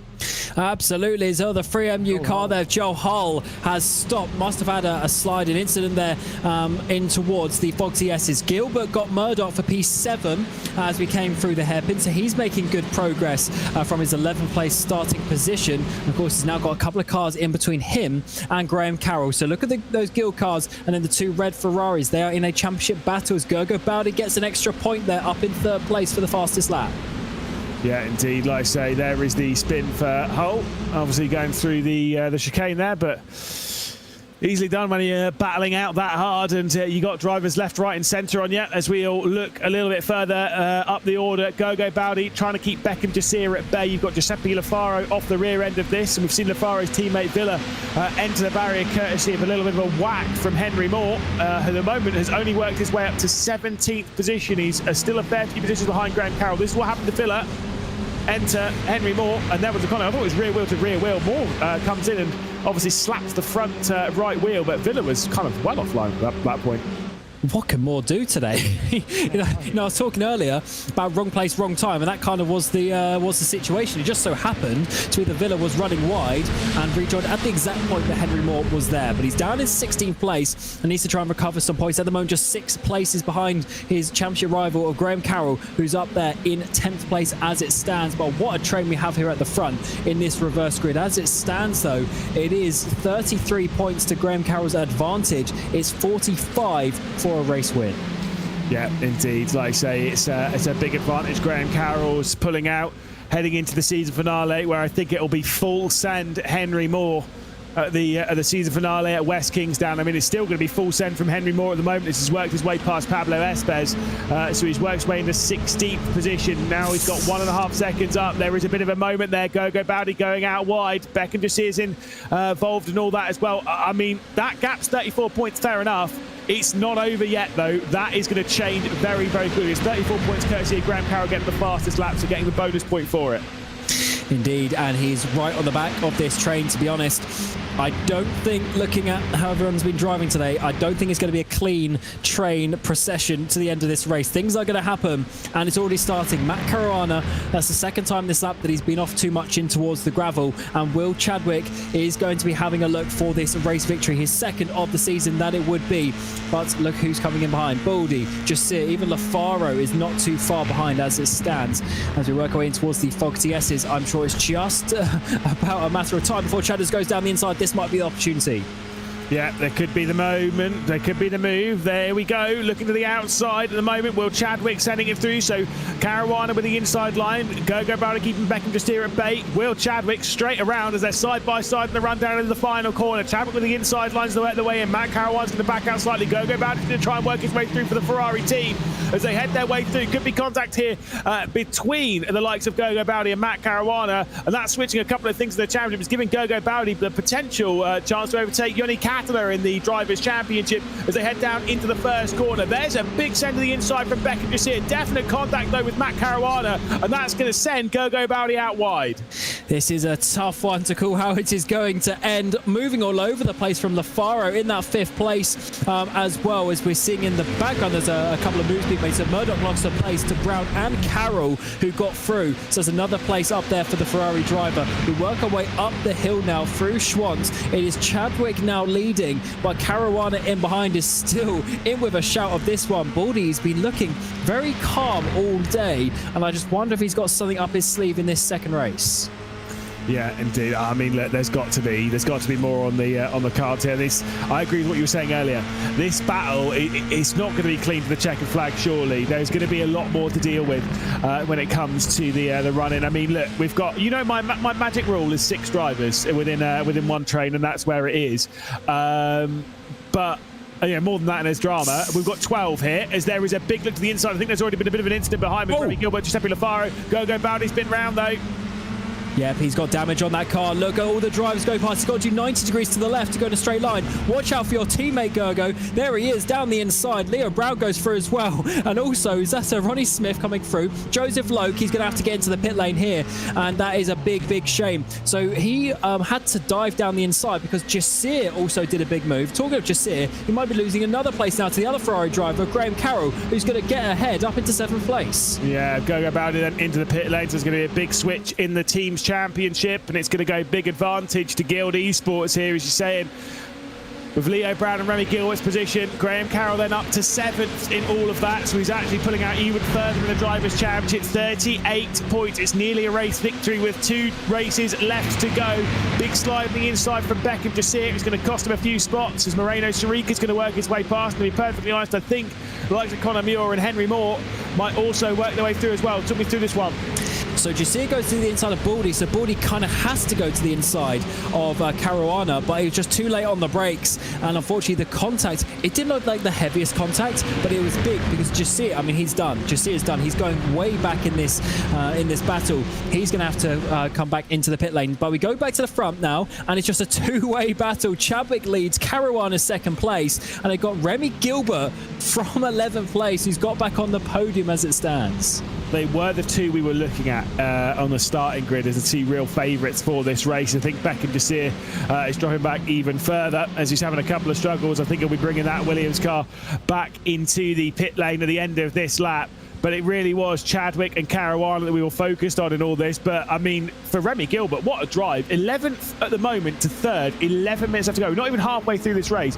We were chatting to him in the interview. I mean, I didn't expect him to work his way through this quick. That's incredible. Now, this is also looking good, actually, for Henry Moore, who, to be honest, on the back of shot, as you come down the front straight there, he was not too far behind up into 13th place. He might be able to do something. But, yeah, it's definitely some great battles for the Guild cars today. And I wonder, can Gilbert just find a way of getting up to these top two if they start battling? But it looks like Caruana's being quite smart as it stands. And his teammate, Ronnie Smith, though, just lost a place in the background with side-by-side Catala and Carroll around the outside into Coppice for Carroll up into 6th place. He's actually started to be quite aggressive after saying he was going to be maybe a bit submissive. Yeah, but you know, he's still focused on the. Like I say, he's running his own race. That's the important bit. It's almost 3 wide behind as Joseph Lake was trying to chunk it around. Yanni Catala fends off Will Murdoch. Joseph Lake was staring at the back of all that, thinking about where he can rejoin in this fight. As Connor Muir behind all this has been caught by Henry Moore as well. There's a look on board with Joseph Lake. He's making an inside move to the inside of Will Murdoch, the BS competition driver, just working his way through at the moment. A little bit of a weave there as they head down into turn the final corner. Yes, this is turning into a very interesting race, and the permutations of how quickly these things could sway around is just there as well. Because remember, it's the teams championship with Guild and Ferrari that we are looking at. We got Leo Brown and Carroll locked into each other. Got the other Guild driver of Gilbert up into 3rd place. Bowdy is now out of it, so Guild will be gaining good points as it stands. Yeah, like I say, for Ferrari, because of the retirement for Gogo Bowdy, there's going to be a lot of ground lost. There's a look on board with the men's driver. It is Matt Caruana at the moment, behind Will Chadwick. Caruana looking for a 3rd victory of the season. Chadwick's had a couple, and he's had a couple removed. I think he's got one to his name at least. Obviously, one at Alton Park and had that one removed, and Ronnie Smith was able to take the victory courtesy of the penalty. But at the moment, like I say, running in the race lead with 9 minutes left to go. And Gilbert is getting close. Caruana's kind of staying behind, but it's not working. They are going to be a 3-way battle very quickly indeed. Gilbert has dropped Lafaro, who is going to be under attack from the 33 of Leo Brown in the not too distant future. And with how long there is left in this race, Gilbert is going to be in with a shout. So Chadwick isn't fast enough really to pull away from these cars as Loke makes another move. There's Catala, squeezes him to left-hand side. Contact is made. Point, but how is that going to work out as all the cars drop? But they continue on as you come through the final corner. Here comes also, that's the BS competition of Will Murdoch. Yeah, Murdoch's trying to work his way through in the 91, trying to get back past Joseph Loke, but Loke fends him off. They work their way down to the first corner. Big dive from Loke, committed on the brakes, almost contact between himself and Yanni Catala. It's going to be slow from Loke off the corner as Yanni Catala gives the slipstream to the Williams driver behind him. The BS competition driver behind him, rather. And then the Williams behind, even that, as they work their way down into that the old airpin once again. Is very, very close between them, but no major switches in all this group. That was a big send from Joseph Loke, as Matt Caruana, by the way, has got through on Will Chadwick. He certainly has. He leads the way as we come into the final 7 minutes. There's Carroll having a look at Brown for 5th place as well. Interesting. I'm really intrigued to see him being so aggressive in this race. Sometimes the best way of defense is to push, and he's actually wiggling around there. Maybe they'll say, oh, no, I'm not going to go for it. Let's just keep in this top 6 battle, because Catala, Loke, Murdoch, they're having a big one behind, and we'll be losing some time. But these guys are going at it with just, 2.5 races to go in the season. I mean, look, the thing is that Graham Carroll can not only see Leo Brown, can not only see Giuseppe Lafaro, but can see the top three ahead. This is how Caruana got past Will Chadwick then. So out of the old hairpin, Chadwick a little bit slow as they were heading up towards the Schwantz curve. And then the inside line for McLean's is where Matt Caruana positioned his car. And the immense driven by us driver takes over the head of the field. 6 minutes and 40 seconds left to go. Still a handful of laps at the moment. Matt Caruana leads from Chadwick, from Gilbert, from Lafaro, from Brown, from Carroll, Loke, Sarika, then Smith, then Cattler. The top two in the championship. They're separated by a fair few positions in this one. 6th for Carroll, and then 13th at the moment only for Henry Moore. But he's doing a good job at closing up with Conor Muir. Yes, that was an interesting final lap in this second or really third battle. So Logan up into P7, as you say, but Cattler dropped down 3 places, down to P10. So he got pushed out of the way, probably by Loke there. Sarika Smith got through. So really elbows out time. We've got 2 packs of 3 leading the way, then another pack of 5 in behind. 6 minutes remaining in this race. They are really going at it. So about 4 laps it is going to be remaining in this one. Lafaro, he's really doing a good job to keep up there in that 4th place as well. But what order are they going to finish in? Remy Gilbert is looking strong, potentially to get this win. 39 points between the top 2 at the moment in the championship.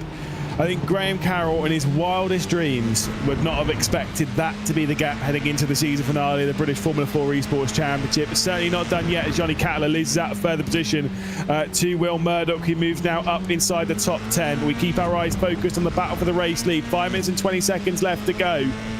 Still a few laps. Remy Gilbert's in the hunt for the race victory. Certainly wasn't one I was picking as a chance for a race victory in this one, but still has put himself in the position. And we know he's got the move handy to try and fire one down the inside. Also does Will Murdoch. He gets past Cattler up into the top 10. Cattler's going to come back at him, actually, though, as he comes downhill, squeezing each other to the curb on that right-hand side. We come through the crater curves now, and is the BS competition driver going to be able to hold on? No, yes, maybe. Cattler just has to back out that one. I thought he was going to try and go side by side, but in the end has to do so. Actually loses a lot of momentum. Here comes Conor Muir in the 64 with a big run, loads of momentum up the hill, and should have the inside line to McLean. So realistically, they're 2 places lost for Cattler. Oh, seems some side-by-side in the foreground. I think Graham Carroll's trying to make his move on Leo Brown as well. Can't quite finish that one off, but he was definitely having a look there into Coppers, at least in the foreground of shot. So he was trying something here. He's our points leader at the moment to get past the Guild Esports driver of Leo Brown, who, of course, finished in 4th position on the in the previous race and was promoted up to the podium courtesy of the penalty for... Oh, it's Joseph Loke as well. I don't know why my brain kind of faded on that one a little bit. I'm an old man, it's fine. Joseph Loke, of course, had the penalty, which promoted then Leo Brown up onto the podium as they head their way through the final corner. Matt Caruana, I mean, I wonder if Will Chadwick and Remy Gilbert are being a little patient as we saw in the previous race. Yes, I believe they're trying to keep it a top 3. They don't want Lafaro and Brown, Carroll, all of them to catch up. They want to keep it a 3-way battle. So they know for now they just need to sit there. Also for Chadwick, if he goes for an overtake, it doesn't work. Brown is coming through. He's so close behind. He'll just get the run. He'll get the up and under out of a corner. So he needs to be careful to not lose out in that regard as well. So he's in a bit of a tricky situation. He just doesn't want to replicate what Gilbert did in the previous race, which is leave it too late and then have to do one absolutely ridiculous send into the final corner. So it's a difficult balancing act that you have to do around here and finding your time. And we definitely have to see if that one is going to work. Conor Muir, though, and Will Murdoch, oh no, Muir's gone off. So is Murdoch. So Henry Moore gets through. Cattler goes through, even Espes as well. So there's obviously been some contact there as Will Murdoch goes down to P13. Henry Moore's gained 3 positions. It's just 2 positions of that with, of course, with Murdoch and Muir. So Henry Moore's gained a couple from all that and is now right in the rear end of Johnny Cattler as well. So could we see Henry Moore moving his way inside the top 10? It'd be very important. This is what happened. There is Muir, there is Murdoch. There is Conor Muir, and you saw as he Will Murdoch there on the outside. Contemplating parent, they just sent them straight off the road there at McLean's.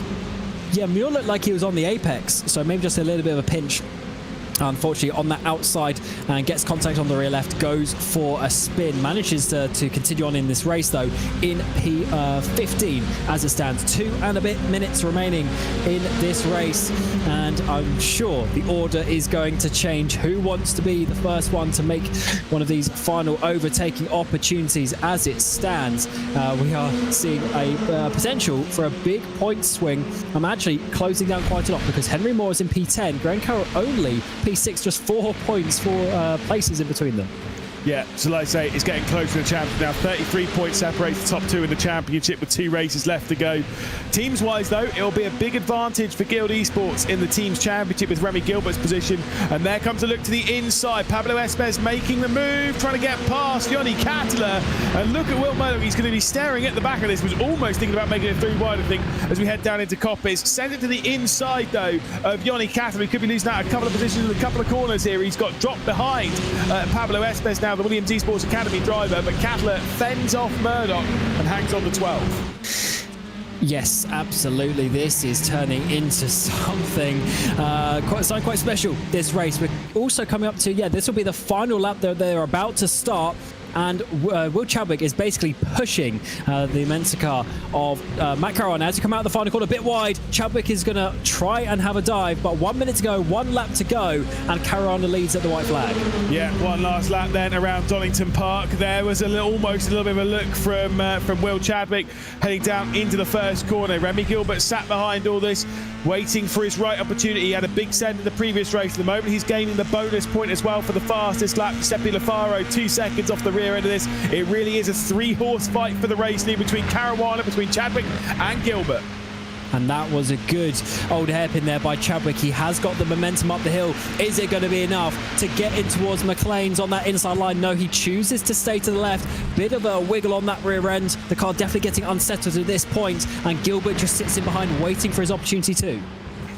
I mean, where is that opportunity? Like I say, you've really now got the 2 hairpins to end the lap. We've seen that attempt from Remy Gilbert in the previous race, and it didn't end super well. So where's his opportunity going to come? Is he going to throw anything? Is Remy Gilbert going to even try? Is he going to sit there in 3rd position as Graham Carroll did in the previous race?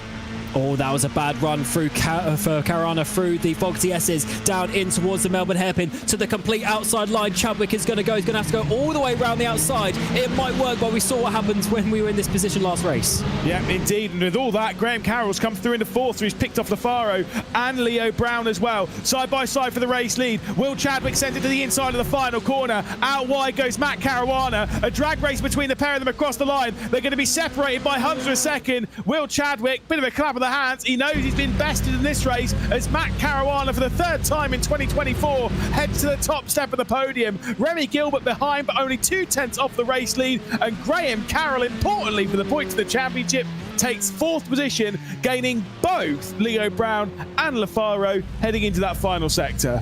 Oh my word, yes, we didn't quite get eyes of that, of course, battling for the race lead, but Graham Carroll 2 places on that final lap. Those are some important points, as what a day has been from him to gain on Henry Moore, who ends up in P10 in the end. That's a good drive from him, but Graham Carroll as well, he was aggressive when he needed to in this race, and he will go into the final round of Brands Hatch with a huge advantage for the 77-2 Cup. Cracking recovery for Henry Moore, to be perfectly honest, to recover the top 10 from what has been a very, very difficult day for him. There is the provisional results from race 14 of the season. Matt Caruana taking victory for the 3rd time. Will Chadwick in 2nd place. And Remy Gilbert onto the podium for the 2nd consecutive race here at Donington Park. So that was always very impressive. Graham Carroll had a victory earlier on in the day, just 4th position for him. I'm sure he'll be very, very happy with that. Still, we'll probably catch up with him at Brands Hatch, the championship leader now after an epic round for him here at Donington Park. Leo Brown in 5th position, Giuseppe Lafaro in 6th, Joseph Loke in 7th, Moreno Sharika, Ronnie Smith and Henry Moore rounding out the top 10 positions. Those below that, Pablo Espes in 11th, Yanni Kattler finishing 10 seconds off of the race lead, down in 12th position with Connor Muir. Qualified well, unfortunately the racing wasn't quite there for him today. Peter Stechulek will be in 14th position with Isaac Pride in this race, at least 15th position. Joel Holt, Olivia Hayward, Will Murdoch, Elias Riker, Sir Fitzpatrick down in 20th position after starting for the reverse grid pole, which is a big shame there.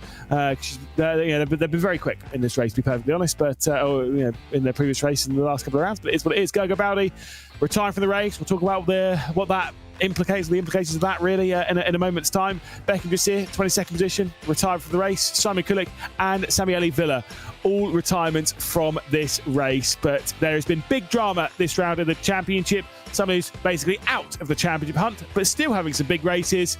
Matt Caruana taking the victory, doing it late there as well. Matt, what an epic drive. 3rd victory of the season. I mean, that was awesome. Big drag race between you and Will Chadwick up towards the line, and you come out just about on top. How do you feel? Yeah, it's good to finally get a win again after not getting one for a while. Obviously, I was away, and then just had a run of bad luck, to be honest. But yeah, the reverse grid was a good bit of luck finally, and then managed to just keep it in the race. I mean, look, it's a difficult race sometimes around here at Donington Park, especially when you have to start race 1 from the back of the field. But still, you worked your way through nicely, got yourself in position. We were eyeing you up as maybe one of the favourites for that race. Did you kind of feel that pressure when you were starting from 3rd position, that maybe you were one of the favourites for this race? That this is kind of like really a win it or bin it kind of moment? Yeah, I mean, I knew I had all the people from the front of the race 1 behind me, obviously. So I knew I could, if I could get into the lead, then I'd have a good chance, to be honest. And that's what I managed to do.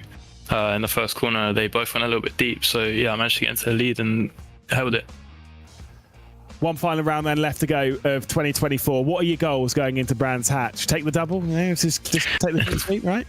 Yeah, I mean, that would be ideal. It would be a good way to end the season, obviously, now that I'm not really in the championship fight. So yeah, I mean, just maximise points. Hopefully can get another win. Matt, congratulations on your 3rd victory of the season. Fantastic to hear from you once again, and best of luck in Brands Hatch in a week. Thank you, appreciate it. There we go. Matt Caruana onto the top step of the podium. Let's talk to the driver who was just able to beat him by 0.04 of a second, tight margin. Saw a little clap of the hand across the line as well. I mean, just bested, but by a tiny margin. Still got to feel pretty positive after that race. 2nd place and a great battle. Yeah. Racing Matt's always good, and yeah, it was a good battle. I think looking at the replay, just got a little bit unlucky with a tiny bit of netcode contact on the exit, but takes nothing away from Matt. He drove a great race, and he definitely had more pace than me. But in general, I think we drove a good race and we got the maximum out of it, and I can be happy with that one.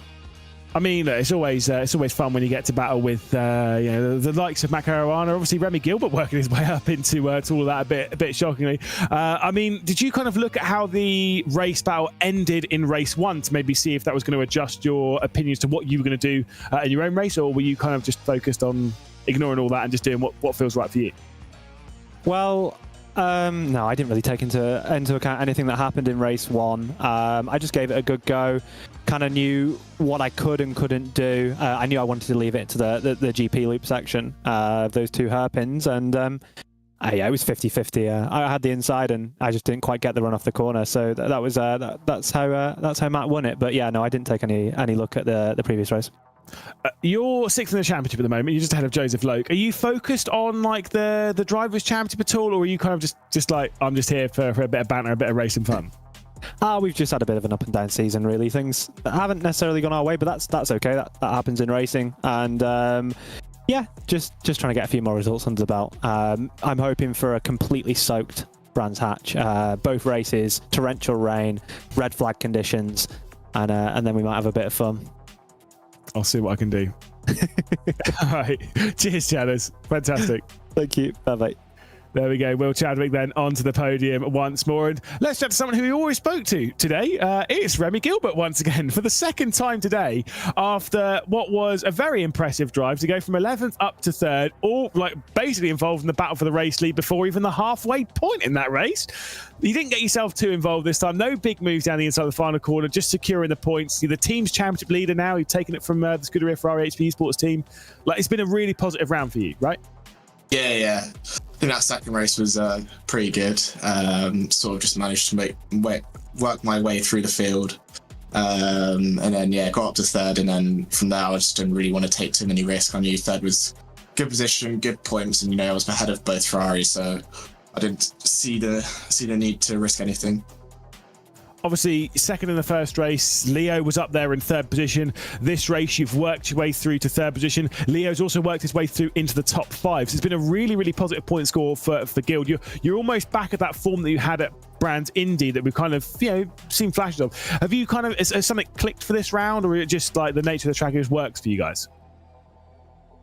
I'm not sure really, but I think towards the start, around Zandvoort and Snetterton, just a few mistakes and a little bit of a lack of pace. But we've sort of regained that. Obviously got the win at Knockhill and then shown some pretty good pace around here as well. So hopefully we can carry it into the final round at Brands and see what we do. Well, Remy, great drives this evening. A double podium for you. Excellent stuff for Guild. And again, Guild Esports are the team's championship leaders heading into one final round. 2 races left to go. We'll talk to you at Brands Hatch. Thank you very much. There we go. Remy Gilbert onto the podium. Cam, what a thrilling round here, of course, at Donington Park. Incredible stuff. Fantastic scenes. I mean, sum it up for me. That was mega, and it's blown both championships wide open. Yeah, you can't write it sometimes. Just when Henry Moore needed just a solid round, he had a 22-point advantage coming into it. If he kept roughly that coming into Brands Hatch, he'd be looking pretty good for it. But instead, he had that collision, ironically, with Carroll's teammate, although I don't think that was anything to do with it as such. The stewards' room is going to be busy after this race, but that's not going to take away from the fact that Henry Moore lost those points in a crucial round, because now the momentum doesn't matter about the points on the cards. It's also the momentum for Henry has been stunted, and he's going to have to try and pick up something next week. Yeah, I mean, you've seen the points popping up on your screen all the time about the British F4 Esports Championship and how close that is. Very, very exciting heading into the season finale. Of course, the Formula Fords also will have their season finale, a tight fight between Mark Fletcher and Shomi Shintani. I can tell you now, it's actually a 35-point lead for Mark Fletcher in the Formula Fords. I did say I would update you at the end of the broadcast. A 35-point lead. Mark Fletcher on 372, Shomi Shintani on 337, but there's drop scores to take into account. So it's all very complicated. We're not going to get into it too much. But here in the British F4 Esports, it's going to be incredibly close. It's going to be a fantastic battle. Henry Moore versus Graham Carroll in the Drivers' Championship. Guild Esports versus the Scuderia Ferrari HP Esports team in the Teams Championship. And it will be live here, same place, same time, in 1 week's time to round out the 2024 season of the British F4 Esports Championship. Remember last season, it was rounded out by 0 points in the Drivers' Championship. An epic fight between Luke McEwen and, of course, Gordy March. What are we going to get in 2024? You'll have to wait and see. Join myself, Lewis McGlade, join Cameron Roger, and Hugo Luis has been bringing us all the broadcast here for the British F4 Esports Championship. We'll see you in 1 week's time for the final round of the British F4 Esports Championship.